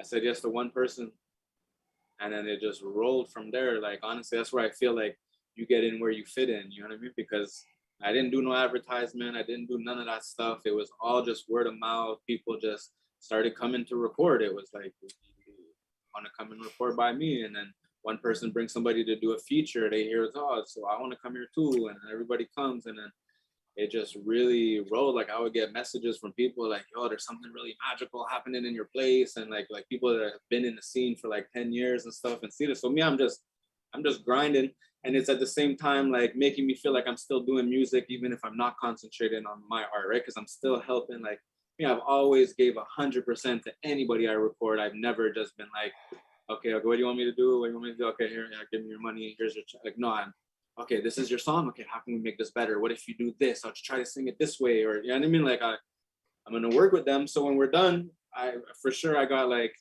practice. I got, you know what I mean? Like, it's experience. So when I'm working on my own songs, I'm that much faster, or I have that much more different ideas to implement. So it was like, it's been a blessing. Worker's managed to work with so many people that his name comes up a lot in my interviews across it. Like, that's how I like measure some shit. Like, how legend you're gonna be is people have to talk about you. Otherwise, you could be a legend within yourself, but you're not really. It's not the same thing unless other people tell you're right. legend. Legend history and legend all get spoken on. It's not so like you can't speak on it yourself. You know what I mean? Like, other people got to speak for you.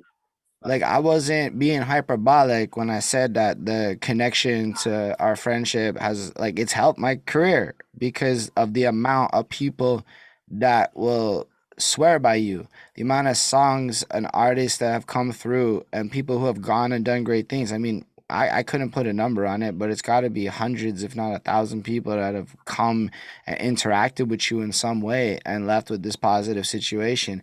Because I'm gonna tie it into this question, Run 613. He wanted to ask Callie why he thinks more of others than he does of himself. But that's a consistent theme, right? That's not just like that question. I be hearing that kind of shit from pretty much everyone that talks about you. I never heard dirt on your name, not one time.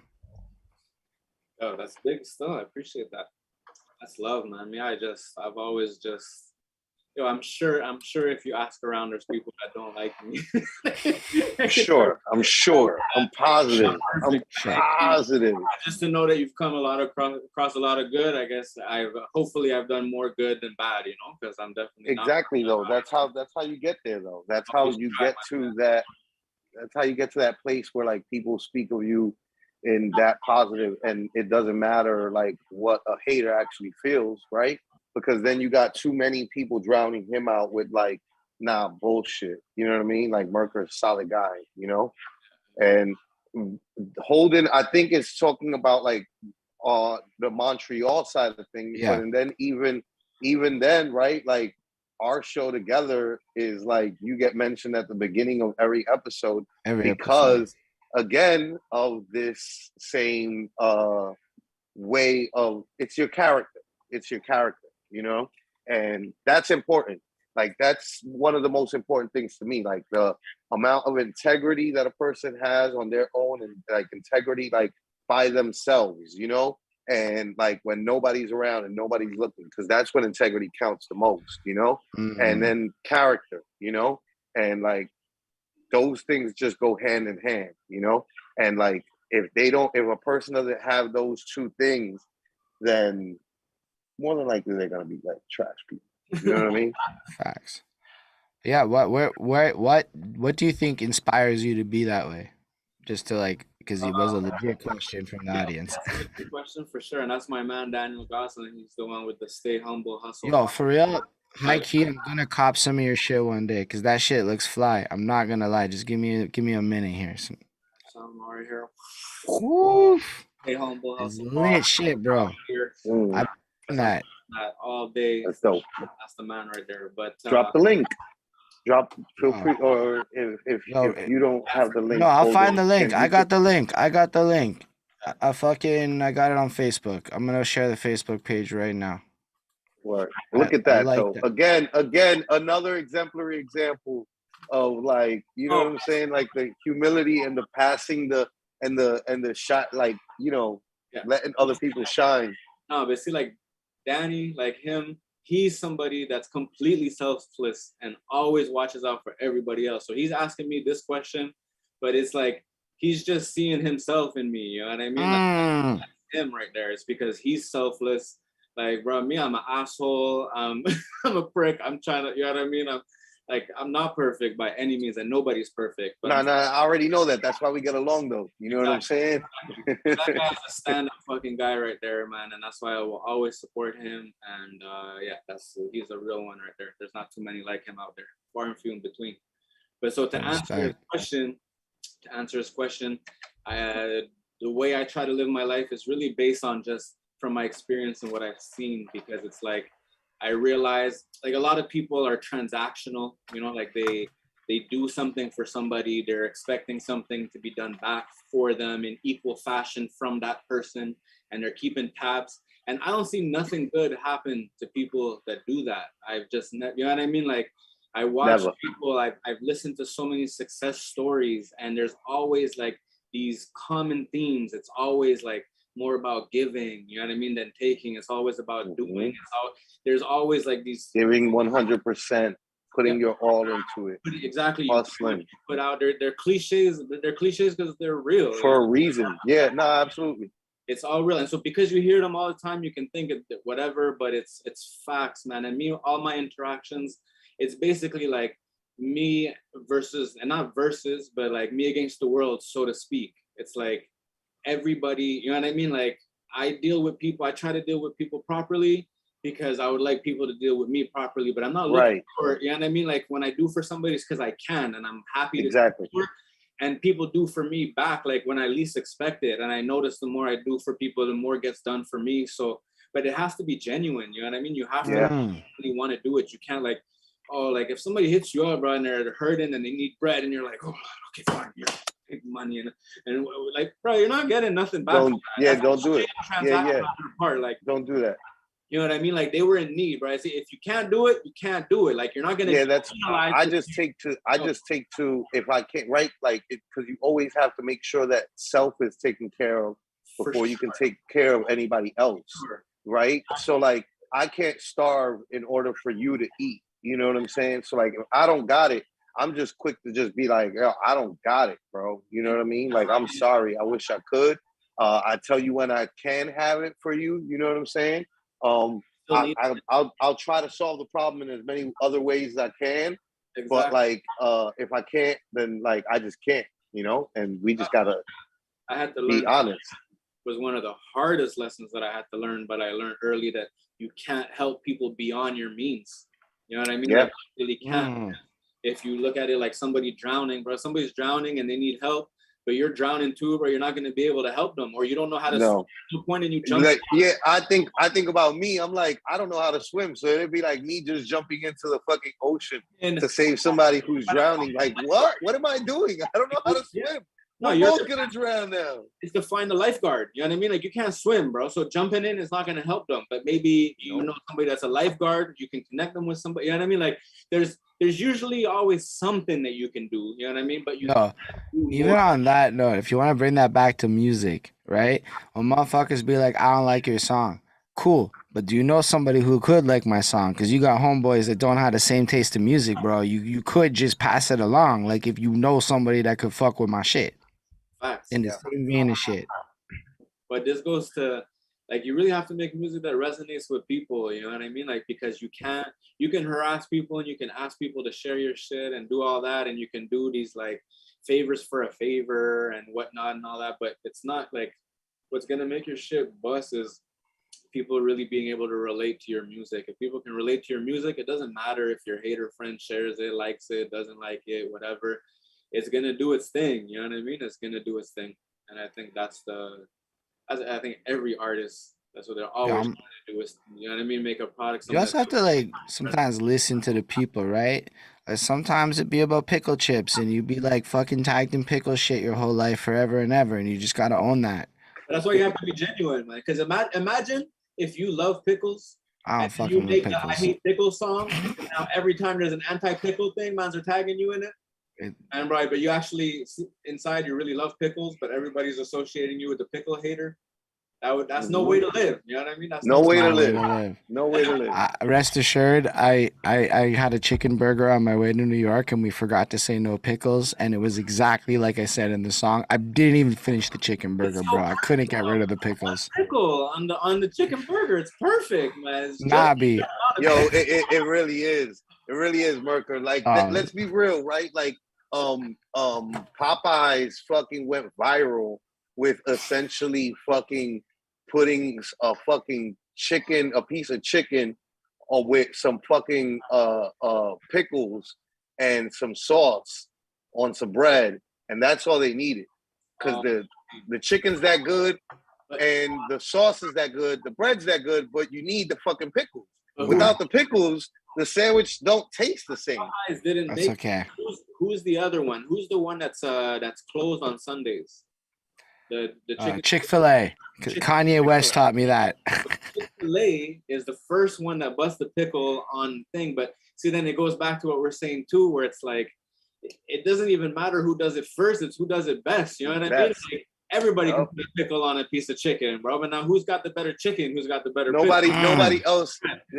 Chick-fil-A might have put the pickle on the chicken first, but Popeyes had the fucking 10-block long lines and shit. You know what I'm saying? Like selling out, have people selling them shits on fucking sneaker exchange and shit. Like, man, that's how you know. That's how you know, man. That's why I don't get this old head mentality of I did something first and whatever. Like, who cares, bro? If you didn't do it the best, like if you have to, it don't matter, bro. I really don't care, dog. Like, let other people tell me about what you did, dog. Otherwise, you're just gassing yourself up, bro. Just cut it out, man. Cut it out. These new heads are here. It's an open game. It's anybody's game right now. Like, if you're from a city, like, it's different for you, Flacko, obviously, in New York, where it's like, it's established. It's, you know what I mean? It's it's super different. But still, from a city that has not blown, and I'm talking about like even Toronto, you can't count anymore because Drake's blown from Toronto. Yeah, exactly. Like, I'm talking, if you're from a city, and there's plenty of cities, like the majority of rappers are from cities that have them bust. It's like, you know what I mean? Like the old, like, oh, I have to go like take a bus to New York and knock on record label doors. Like, that doesn't exist anymore. Now it's equal playing field for everybody. Equal. Yeah, now I tell people all the time, like, I don't understand why like people be so upset. Like, we literally live, in my opinion, at the best time ever for like artists and even for fans. Like, as a fan, you can literally find everything that you want and not like be subjected to the radio and what they think you should be listening to. You could be creating and curating your playlist on any streaming platform that you have. You just gotta search a little bit, and people are just like, search a little bit. What? No, but like wildly, it's like, okay, so people would be like hailing all these 90s rappers. All these 90s rappers are still dropping projects, but these guys are still listening to the shit from 97, but don't even acknowledge the 2021 project. Yeah, absolutely. And same rapper. And we live in the best age for like AZ just like, dropping shit. Like you said, you don't need the music industry no more. Like, you don't need New York City. You don't need the buildings. Like, you can get your record popping locally. And, you know, I had just been thinking about it earlier because I was thinking about talking to somebody. I was going to have a conversation with somebody. And I was thinking about how I wanted to bring up the fact that, like, look at Detroit. Like, Detroit scene didn't pop because Eminem is, like, quote unquote, like, to those people who believe that he's the best rapper ever, right? Detroit didn't pop because of Eminem. Detroit didn't pop when Detroit was doing, we rap, but like we don't really have an identity of our own the way that like maybe Nelly or the South does or was developing, or like Cali did, right? Like they sounded just essentially like New York rappers. You're rapping over New York production type of shit, over DJ Premier type of shit, or Dr. Dre type of shit, but you don't have your own sound. But when does Detroit pop? When they start worrying about their own sound, and they're worrying about like, yo, we're gonna do shit that matters to us. We don't give a fuck whether or not other people like it. We don't give a fuck. We're gonna listen to this shit. The town is gonna listen to this shit, and this is what. And that's when you get a scene to pop. You know, like, you're not gonna ever get a scene to pop worrying or trying to do somebody else's sound. You need to create the sound that the scene locally is already fermenting with, and you need to cultivate that sound. And you have to like breathe. Actually, but to that point, you have to actually be out there. So the one thing I never did right until this round was go into shit that I wasn't performing at. I've been to so much shit this year that I'm not performing at, not because like or whatever, but I mean, like, I just love the sound and I want to know what's happening. I want to sweat and dance around with the fucking people and be like a fan of this shit. Ho loves to dance around like with his. I can vouch for that. You both have seen that shit. He definitely be, you know, with his fucking loose, carefree. He's the definition of dance like nobody's watching, you know? That's facts. Like nobody's watching. You gotta perform even if you're not performing. You know what I mean? And it's so infectious because you see look at you, Holden. Same thing like how you're saying Detroit when they started doing their own thing and fuck what people think. You know, I see Holden dancing and like the three hardest mans is like this, you know, tutus are like, you see them, they're like half doing what Holden is doing. It's like, it's infectious, bro. If you're just doing it and it's out there, people are gonna get like, I don't want to say like it's fully like that, but definitely I start doing my little fake sturdy because I know it's not a full sturdy. I'm a heavy guy. My knees can't handle a full sturdy yet. We work in there. But then you see these guys who could go full sturdy right now, and they don't. They hold off. And then 2.5 hours later, a circle broke out for like 4 minutes, and you could have told everybody could have been going hard the whole night. But they don't. They just like stand there and shit. I'm like, what am I doing? Bro, I paid money to be here, and I'm allowed to get my fucking calorie burn on. I'm gonna participate. I'm gonna participate. And I don't like to like bad talk the Montreal scene because that's just what all the artists do, and to me it's draining. Right. And so, this is also just the audience. No, this too, is right? this is definitely not a. I don't think that it's a right. Like I think that what we're talking about, right, essentially, is like people identifying the things that will help cultivate the actual scene. You know what I mean? Because like by sometimes identifying the things that aren't good for the scene, you and putting that into the world, right?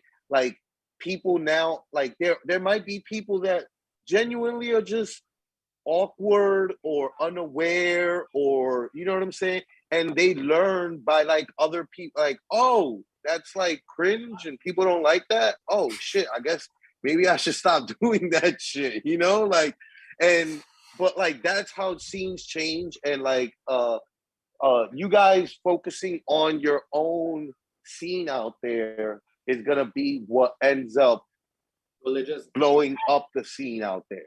And people not caring, man, just doing what is genuine to them. Like the one that's buzzing the most in Montreal right now, I would say, is probably Nate Husser, and he did it by just making his type of music, bro. You don't listen to him and say like, oh, he sounds like this guy or sounds like that guy. It's like you need to like more than the starving artist, being the original artist. That's that's but Nate like put out a high quality product. You could tell that like investments and efforts went into creating opportunities for himself. Didn't he get himself into a movie or a TV show or some shit like that? Like it's because that's the thing, is he was willing to become the character and actually take advantage of it. Like something I noticed is a lot of people be trying to be like the homeboy that they work with in the factory, and it's like, you should be trying to be this. If you're in your 30s and shit too, like if you're old and what, shouldn't you be trying to be like kind of like successful in like the presentation of like the fantasy of the music? Like nah, but people be like, because who wants to listen to like what you do for a living? I made that album and I discovered nobody want to listen to office worker shit because it's office worker shit. Like that's what you do for a living. It's not what you like. Yeah, maybe a couple people want to struggle and relate to it, but like sometimes if it gets too close to home, it's not even an escape no more. So I had to learn from that lesson and be like, okay, no, we got to do something a little bit more elaborate because people kind of want to vicariously live through your music. So now you got to be doing shit that they want to be doing because you put yourself in a position where you're able to live a life that they can't live. For sure. People can relate to the dream. You know, you sell the dream, they can relate to that. Or people want to relate to that. They don't have to try to relate to that. It's like but like I said, you have to live that shit, right? I'm not saying you get to just talk about it. Like you have to create the opportunities to have a more interesting life. For sure, but most of the people, even if you talk to a 50 Cent or something, like all the making money and living the baller life that he rapped about on Get Rich or Die Trying, he was broke when he wrote that shit, man. Like, and then because he did that and dropped it, then he got to live it, you know. And it's just, it goes back to the successful mind state, you know, the mind. It's visualization. Yeah, like if you don't believe it, man, if you believe you're gonna fail, then I guarantee you're gonna fail. Like you're just like, no, man. If you don't even believe, what's the point, bro? But work at the factory. Be like your boy that works at the factory. I'll just say, I just threw it as an example because, like, I worked at a factory one time. I worked at a factory one time and I saw people who had been there like 12, 13 years. I was the La Senza distribution center, bro. So we throw in bras and panties and bins and carrying boxes and shit. It was a vibe, but like it was still boring ass factory work. But then you've seen people and there's no like windows and shit, right? So you're inside this shit. And I'm like 18, 19 or whatnot. And these people be like old and they've been there forever. And this was their whole fucking life, was to go to this factory for and I'm like, no disrespect to the people that do that, but I'm absolutely one of those people that could not live that life, and I do not understand it. But I have all respect to the people who can, because people gotta do shit. But like, it was like this like reality check of what could happen if I don't have a bigger vision for myself. But you know what's crazy though is like, I know I've personally spoken to people that live that factory life for 17, 20 years, that like they're still getting paid $14 an hour, but you know what? They own their house, bro. They have investments, they vacation, they have fucking motorcycles and jet skis and whatever. And it's like it's not working for the factory that makes you like successful or not. You know what Facts. I mean? Really like how you manage your money and what you invest your time in and how you live your life, you know, because there's people that did the factory thing and are like relatively successful, you know what I mean, and live a good life. So, but I know that right there deserves a bing bong. Facts. Word up. I know mans that get paid 200, 300K a year and their life is out of control and they don't know if they're coming or going and they can't get a $5,000 loan because the bank's looking at your money and like, nah, brother, it's not adding up, man. Something doesn't make sense here, you know. So yeah, man, I think perceived success and like actual success. If you tell me somebody who's like financially secure and at peace and living their life and enjoying life, bro, that's success to me, bro. All I can say is I did not see a lot of that success. I saw a lot more struggle. There's a lot of losers in the factories for sure.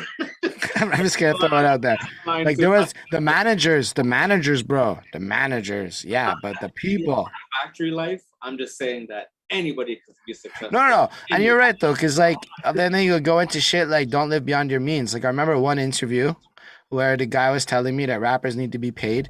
Why? Because he raps about popping bottles, so he has to go pop bottles, so he has to get paid. Otherwise, he can't do the show. And in my head, I was left with, if you can't afford to pop the bottle, don't rap about popping the bottle. Yeah, or at least don't get or at least in the club without the bottle. But like it's like this circular logic where it's like, I mean, if you want to be that guy, you should at least be able to buy your own bottle, regardless of if the venue's paying you. For sure. And that's and maybe the venue should pay you. That's a whole other conversation. But like I don't rap about popping bottles like that because I don't do it. But Flacko does because he does. There you go. I do.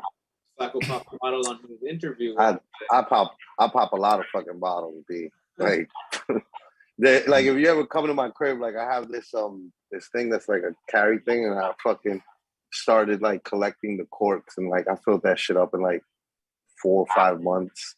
Like the shit is like overflowing with corks, and it's all like Moet and Ace. You know what I'm saying? Like there's like and some like Voove and like some other like just other like brands that I try, right, from like different countries.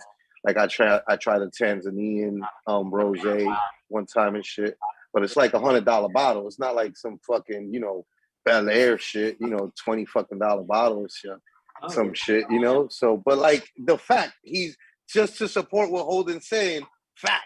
You know what I'm saying? I be popping bottles. Out this bitch. So like, I'm gonna pop a bottle if the venue got it or not. You know what I'm saying? Like, I'm popping bottles. I said that, yo, the Litttyy Bros Volume 3 album release party is actual testament to that. Like, I thought that the spot wouldn't have the bottles that I got.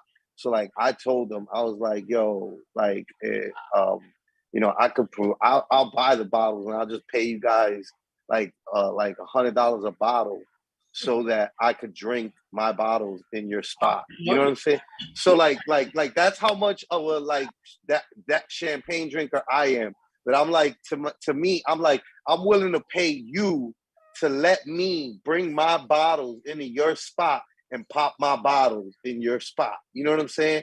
And so it's not disrespectful. Here's $100 fucking dollars. You know what I'm saying? Which is like essentially what you would probably put on the bottle. You know what I'm saying? It was like $100, which like they were like greedy and they were like, no, we're gonna put 150 and we're gonna get the bottles. And I was like, fine, get the bottles. I'll buy the bottles. You know, I'll buy the bottles from you. You know, like don't sweat off my back. I'm gonna drink this champagne one way or another. Is my point. You know what I'm saying? Like. So, but again, I talk about that. I be about that. You should be about what you talk about. You know, like I think that's the thing. And also, like, if you're gonna be about something, this is the one that gets me is like rapping about rap is not fun unless you're like into like, look, it's one thing if you're freestyling in front of a bunch of people and there is a charm to that. Don't get me wrong, but that's not songs. That's a performing art. That's a whole other thing. That's a skill. And listen, I've been to enough public shit to know that you can bamboozle some fucking people. And you should be doing that too. But like when we talk in songs, that's like, yo, you're going to put this on at the office party. You're going to put this on where? So that's a question that has to come into it. And then it's like, yeah, rap music for their peers, you know, they want other artists to like them. And it's like, bro, I don't know. I don't think Gucci cares if Versace likes their new line, you know. It's like they're trying to bust the freshest new line to the people that are buying their line. You know what I mean? Like, why? and it's also like to have the context of where the music came from. Like if I understand back in the day, motherfuckers rap like that because motherfuckers literally was around each other all day long rapping like that, and it wasn't about trying to like sell a record. It was a lifestyle. It was about if you could outsmart, like say that you're the best in a better way. But it's been done so much that now it's like, okay. The only place that there really is room for that is in performance art, like battle rap. You know what I mean? Like it's not really like the wave to be I would say on once records acapella about, battle rap came, what was the point? I'm lyrical. You could get away with saying I'm lyrical in battle rap, like still to this day. It's weird. I've seen it pulled off by like the weirdest people that I'm like, what the fuck are we? Did you just say like your lyrical like ability or some shit like that? Like what? And like motherfuckers like let it ride. Like but yeah, it belongs in battle rap. It doesn't there's no place for that in music anymore. Like that Or at that's least a like foregone era. like a one-off. Put it on the mixtape. Put it on the thing you throw on YouTube. Do it on TikTok. You know where it belongs? Those fucking TikTok remix challenge things that everybody's doing. Go bar the fuck up over there because people on TikTok really do want that shit. You know what? Yeah. As the before the last line on the second verse for the three people that actually are still listening to what you're saying by the end of the second verse, you'll be like, yeah, I'm the best, bitch. Like, yeah, fuck with that. Nah, but yeah. Because nobody's listening. Yeah. Facts. Last song also, you know? Last song. Absolutely. So, when did you decide to get back into releasing music as Merker Miyagi and starting this like run of being the current artist you are? Well, so that's the thing. Like me, after releasing the albums that I had released physically by CDs, I realized that like I don't want to release music to no audience. You know what I mean? Like for me, it's like I had the album that you call the Alchemist album, which is Long Nights. I had Long Nights from after my last like that the gap there. It wasn't because I didn't have any music or I wasn't working on music. I had music, but I had decided that I'm gonna like retreat, regroup, and go back out when I have people's attention at least. You know what I mean? Because honestly, the Long Nights album, it's really like my heart and soul, man. If I can only like stand behind 5 songs, it's those 5 songs, man. Like I live and die by them. And for me, they meant the world to me. And I'm like, there's no way I'm going to just drop it and get 3 likes and 2 guys going, good job, man, keep it up. I was like, I refused. So I just had to figure out a way, you know, and I didn't have money because things were tight and I was working all the time and I was working on people's stuff and whatnot. But I just had to figure out a way, you know, and when I felt like I had people's attention and people were relatively listening, I put it out, you know, and when I put it out, bro, honestly, the feedback I got was crazy. I got more love than I could ever imagine. It was like, I was for sure scared shitless to drop it because it meant so much to me and I had been waiting so long. But honestly, like people messaging me, telling me like their favorite line, like it wasn't even just their favorite song. They're telling me their favorite line from this one and that. I'm just like, oh my God, like people are listening. Like this is insane. Like it's a great feeling. Yeah, it blew my mind. So I mean, obviously it didn't do no million views, it didn't do nothing like that. But for me, it was like an experience of a lifetime. And like I said, honestly, at a certain point, there's no excuse anymore, bro. You put up your $30 and you put up the music, or you stop saying that you're an artist, because it's like, bro, if you tell people you're an artist and where can I listen to your music and give me your email, I'm gonna send you something, bro. Come on, it's not like you got to be able. Bro, I don't know how I'm supposed to listen to your MP3 file. Like high key, if you're not on Spotify, I'm not gonna listen to you, except for the occasional time where I pop a YouTube video on when I'm in the midday. But if I'm out and about, bro, and you're not on Spotify, you don't get play. You could be my favorite artist. You could be anybody on earth. But if you're not on, I pay money to those people. Fuck you. Like, are you kidding me? I pay for the right to do that shit. And when you listen to it, you get paid. bro. Like, I don't understand these people. Bro, I got like $40 for fucking merry-go-round, okay? Like, get the fuck out of here that you can't get no fucking money out of that shit. Just run your own shit up and get yourself a little bank. Get 4 people to run with you. They give you 0.0003 cents, bro. That's 0.0003 cents more than you get when you send somebody. No, that means that when it is at 10,000 fucking views, it's $30. Like, what are y'all saying? Like, you think artists, people forget when radio came out, they thought radio was gonna kill music. Nobody's gonna buy music anymore. Yeah. All y'all favorite artists are also getting not that fucking money. They're on labels and shit. So when they bitch, it's because they're getting like 4% of that whatever, and they don't actually see when you put it on DistroKid, you get it all. Unless you work out splits with your people. It's bigger than you're getting off the label before, and you're crying, bro, and now you don't have to deal with the label. And every Tom, Dick, and Harry that tells you, yo, where can I listen to your thing? And you send them and they listen to it, you get paid, bro. What are you talking about? I don't understand how people are complaining. It's like, bro, get your money or get out the way, man. Like, it's because people. Yeah, I remember. Like, I talked to Don Smooth about all this, and he said if you can't afford a music video, you can't be in the game. Yo, you know what? And he just, like, it was blunt. It was just because he's a DJ. He's been around for 30 years. At the end of the day, if you can't afford to get a decent music video, nowadays, you can't be in the game. Like super cheap too. It's just like, what? How could you not afford that nowadays? Like, this is something I've only said maybe a one, two people in private, but I'm gonna say it publicly. And I'm not the most, like, I don't have the most content out there by any means. It's not like I'm dropping 3 videos a year or nothing even remotely close. But I do have videos, and I've never paid for a video, straight up. So yeah, you know what I mean? Like, bro, it's either you super make cheap or you don't. You know what I mean? Like, and nowadays, bro, if you have an iPhone 13, bro, like, you have a 4K video camera. Yeah, iPhone 13. Anything from like 2018 and beyond, bro. We've been making cell phone videos since 2017. Easy Hey, I definitely, volume 1, all the videos were shot. We recorded a majority of that shit on the iPhone with a fucking Shure mic that connects to the iPhone.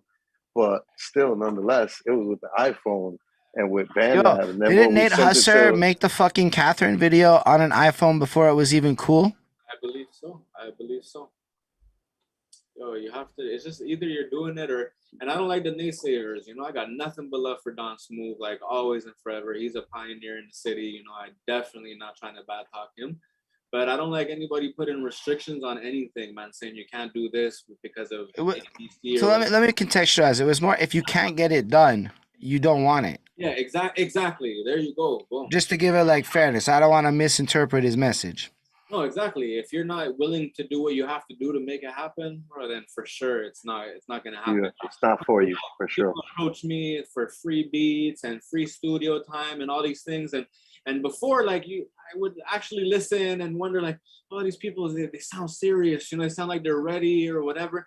But then I learned that if somebody's not willing to invest in themselves on this minimal level, it's like they're just blowing smoke, bro. All that shit they're talking about, they don't actually believe it because they won't even put $30 out of their own pocket up to try to start to make it happen. They want me to invest my time, but it's like, bro, what are you doing? So I'm saying, yo, pay me for the studio time. I'm gonna give you my 100%. I'm 20 years in the game. I'm gonna give you gems while you're here. I'm gonna tell you how to make your song better. I'm gonna tell you how not to drop it. I'm gonna tell you how, like, the things I've seen that do work, that don't work. I'm gonna give you everything for the time that you're here.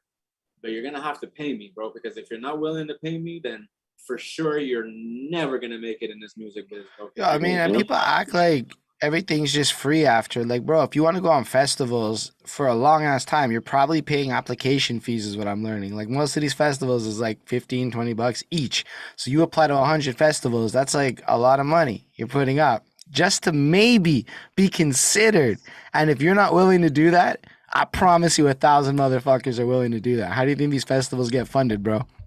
Like, and that's just one avenue, okay? And then what about radios? You think that's free? Like, what? And people act like payola wasn't back in the day. Like, people act like at some point, did you not watch the Wu-Tang show, bro? Like, everybody had to do this shit. Yeah. It's just how it is. And it's the people who figure it out that create the opportunities. Like, yo, I had to start interviewing people because my Rolodex was tiny. Now my Rolodex is not tiny no more. It was a creative solution. Figure out how you can get in and do some shit. Flex, Holden. Let's go. I like that. Facts. Did the do. See, you had to work. That's why when you tell me, oh, shout out to me for whatever, I say, no, shout out to you, dog. Like, you put in the work, you're gonna get out of it. I guarantee you. I've just never heard the success story of somebody that said, "Oh, no, I'm lying." Ashton Kutcher is the only guy I know. He moved to LA. He did one audition. He got that 70s show. He's a millionaire. He never looked back.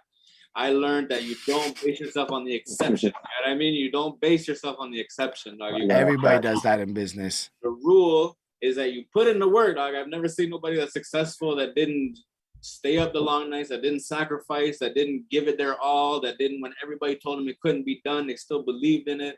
It's every single story. It's like that, man. There's no, like I said, there's the exceptions, but fuck the exceptions, man.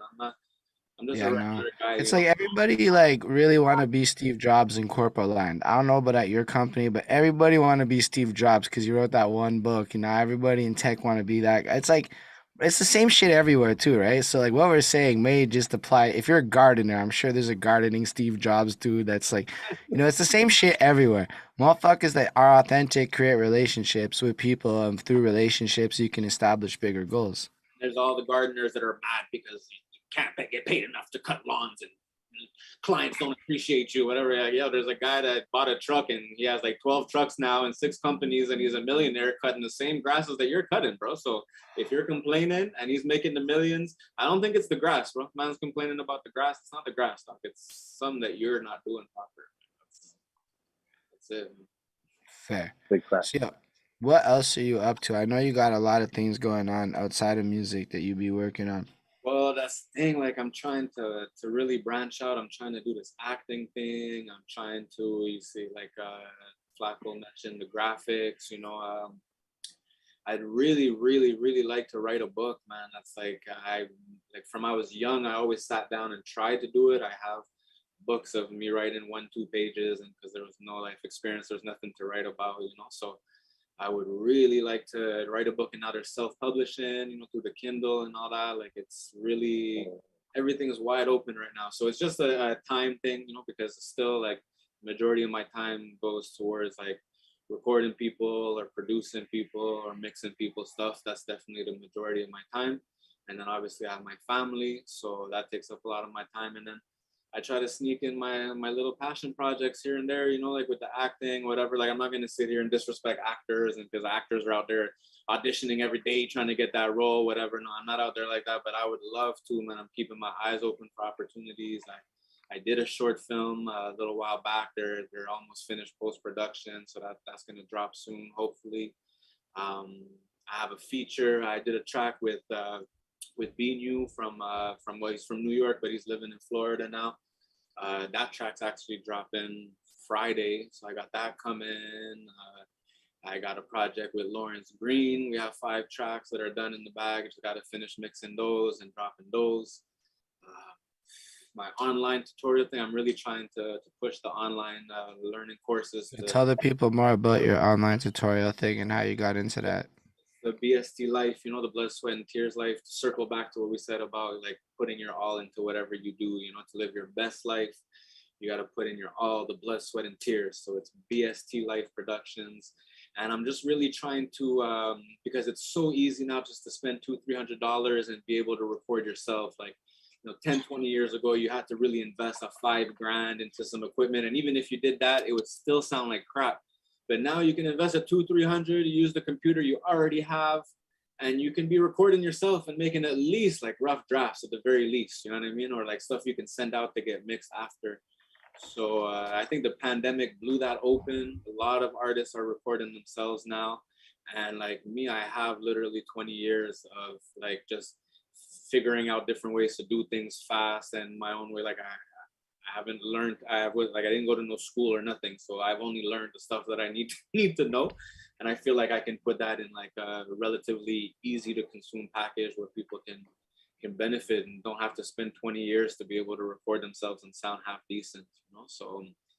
So I'm still in the production stage of that, but eventually the idea is to drop some like small free tutorials on YouTube, obviously, and then and then offer like the online course where you can really learn how to do everything A to Z and get everybody popping, you know. Yeah. So Merker's opening up online mixing school. That's the next step, you know. That's the next. That's a nice little pivot right there. That makes sense. I feel like the lane is there, you know. It's everybody like, I don't know, when everything's pushing you towards a direction, like I've learned not to fight the current, you know what I mean, to swim with the current. And I feel like yeah, man, it's time to do that, you know. I've been doing it long enough where it's like, okay, I'm not 3 years in where I'm trying to sell people you know, smoke and mirrors dreams of how to do, like I really put in the 20 years. So I think like I have something that's worth, you know what I mean? Like, all I can say is I know one person who's worked with Merker's education capacity, and he gave glowing reviews of working with Merker in this regard. There you go. See? I have my first testimonial. We're locking it in. We're locking it in. But really, honestly, it's really I'm trying to, because you know, like I used to work a 9 to 5, and I did that for a long time, and I did like full-time that, and I did the music full-time at the same time. It was 2 full-time jobs. Like, it wasn't doing like music part-time on the side. I was doing both full-time. And I'd like to sit up here and, you know, tell you that like, oh, I just one day decided to quit my job and just follow my passion and everything has worked out. Like, no, I really didn't. I had a full-on mental breakdown, meltdown where I just couldn't do it anymore. You know what I mean? Like, you just spread yourself thin so much, and I lost it. And the only thing I could do was music, because it's the only thing that like fed me, you know, and kept me going. So like, the same way life pushes you in different directions, like life really forced me to do this music full time, and it's been such a blessing. And I'm just any different way, like any way, shape, or form within like that industry. Like I said, not just as a rapper, like I'm always gonna make music and do music. I'm an artist. Like it's not a choice. I don't choose to make music. I just do.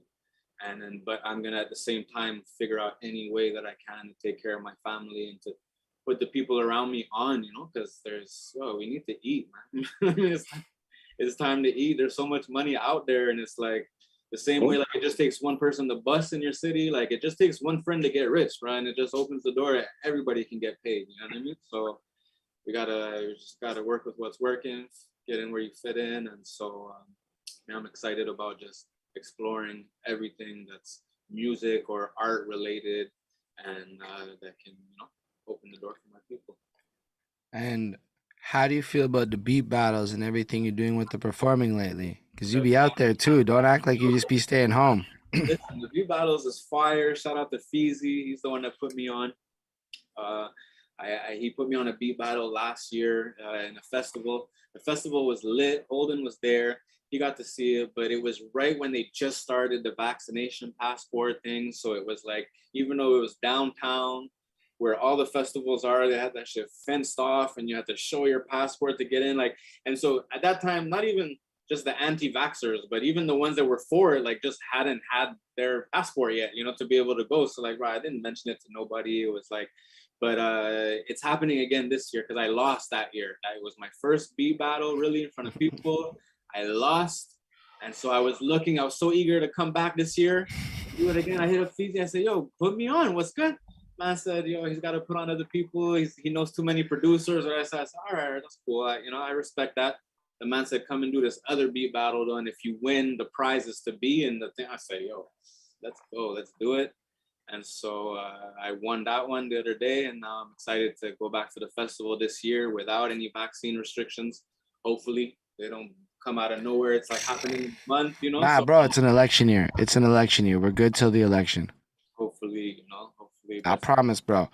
Come the election, when that's over, different conversation. We'll be good till like October or whatever. Then boom. So then September, I got another beat battle coming up, and I'm looking to redeem myself in that one. And yeah, I'm just learning not to spread myself too thin. You know, like we were talking before about not being able to help people more than you can. Like I'm trying not to bite it off more than I can chew, you know, because that's when you lose it. You know what I mean? Like you can take on, but there's so many different opportunities and things now. Like people approach me with things, and I'd be like, oh, that sounds like a dope idea. I love it. But straight up, like if I'm not gonna be able to put 30 hours a week into that, I don't even want to tell you, yeah, let's do it, because then I'm just gonna be, you know what I mean, like ducking your messages, and it's just gonna be something else I'm stressing about now that I have to do on top of the 20 other things that I'm already doing. You know what I mean? So it's like I've learned to just be like, you know, respectfully, I can't do that, and it's like I would love to do every single thing that comes across, but I just have to, you know what I mean, like be selective for my own mental health. You know what I mean? More than anything, I really just take it one step at a time. And I feel like if I do that and I follow my heart, man, and I be genuine, I feel like only positive can come from it, you know, and hardships are just lessons I need to learn. And hopefully we can all get rich, you know what I mean? Because I want to see my people eating, bro. I want a vacation. I want to live life, you know what I mean? So that's really what it is. I'm with you on that. Yeah. Big facts. See. My boss, you know, my son is calling me down here because I have to take him to play basketball. You know, this is the daddy life. I could talk to you guys all night. You already know that. I love, and I love telling my story, but more than anything, I love talking about shit, like even stuff we were talking about before we went on cam and stuff. Like, to me, that's the real shit, and that's the shit that people connect with. Like, I love to share my story. Anybody that's interested in my story, I appreciate y'all. But I feel like more than anything, people want to know who people are just by hanging with them and interacting with them. You know, that's literally media. So it's like, you know, to be able to chop it up with you guys and just kick back, like it's good times. You know what I mean? Always. Absolutely. Yo, I appreciate you coming through. Honestly. This was great, bro. Thank you. Yo, and I'm for sure looping the first 10 minutes, bro, because that's the biggest ego boost I've ever received in my life. I don't need drugs. You don't need drugs. You just need a Flacko intro, bro. And you just you need a Flacko intro in your life, bro. And you just run that every morning. I'm sure the sky's the limit for me now, man. It's like the motivational mantra is when you look in the mirror and shit, you just have Flacco's voice praising you anyway. I'm telling you. That'd be dope, actually. My voice in my head telling me, yo, it's never gonna work. I need to get in the vanity mirror. You gotta get on a cameo, bro. Just get a cameo. Flacco will make you feel better in the morning. No, but like Flacco going, you don't believe in yourself? God did. You know, just personal DJ Khaled. I gotta go look up all of DJ Khaled and like other motivational speakers shit after that. Like, and like start flipping what they say and shit. But yeah, we appreciate you coming through, man. I appreciate you, bro. Like, it's just great to have you here. And shout out to everybody that's watching, that's on the live. There's actually people on the live. There's 11 of them on the Twitch right now. Like, this is there's people been chatting the whole time. So like, shout out BCP Pancakes and Run 613. Yo, shout out fucking Gremlin and yo, anybody. Bonnie was there. Sarah Khanna was there. Shout out Babaji OTJ, who, you know, I forgot to shout him out. Brick James was in. Like, we had people coming through. And like, so like people was there. Yo, shout out Fino for Prez just popped up with the good job, gentlemen. One of them at the end comments. And yo, so shout out all of you though, like, because that makes it more of a show and definitely helps us stay more pumped. I'm not even gonna lie. And I mean, it looks like a lot of people came through for Merc because Merc comes through for a lot of people. So facts. That's how it usually goes. And he be rocking that local gear. I see it too. I see you. I see you. I see you. But like, that's how you get your city popping. It's facts, yo. They fucking dope. They threw a barbecue just for the people. Come through, get some food. Just last Saturday, they really about it like that too. But yo, shout out all y'all watching in the future, because y'all are wonderful as well. If you couldn't be here, make sure to like, follow, subscribe, and all that good stuff you're supposed to do. And also for the links, yo, make sure that you follow Merker. I'm gonna plug these into the chat, and I think it's at Merker Music on Instagram. And then from there, you can figure out the rest of it. He's also got a Patreon, though. So if you really fuck with Merker, click on the motherfucker's Patreon and give the man some fucking money. It's patreon.com/Merker Miyagi. That's all I'm trying to say. Merch, on that, sign up, you get merch every 3 months, you know? So automatic. Facts. Automatic love. Anyway, shout out end of the week as well because they're hosting us and they're fucking wonderful. So eodub.com. That's eodub.com. And then all their socials are from there and all that good stuff. On that note, it's been super fucking wonderful to have everybody in here. Shout out Danny who's popping on, is holding it down off cram. Shout out Chris who's gonna edit this. And I don't know, I'm getting eccentric. Fucks with all of y'all. Live long and prosper, everybody. Gang.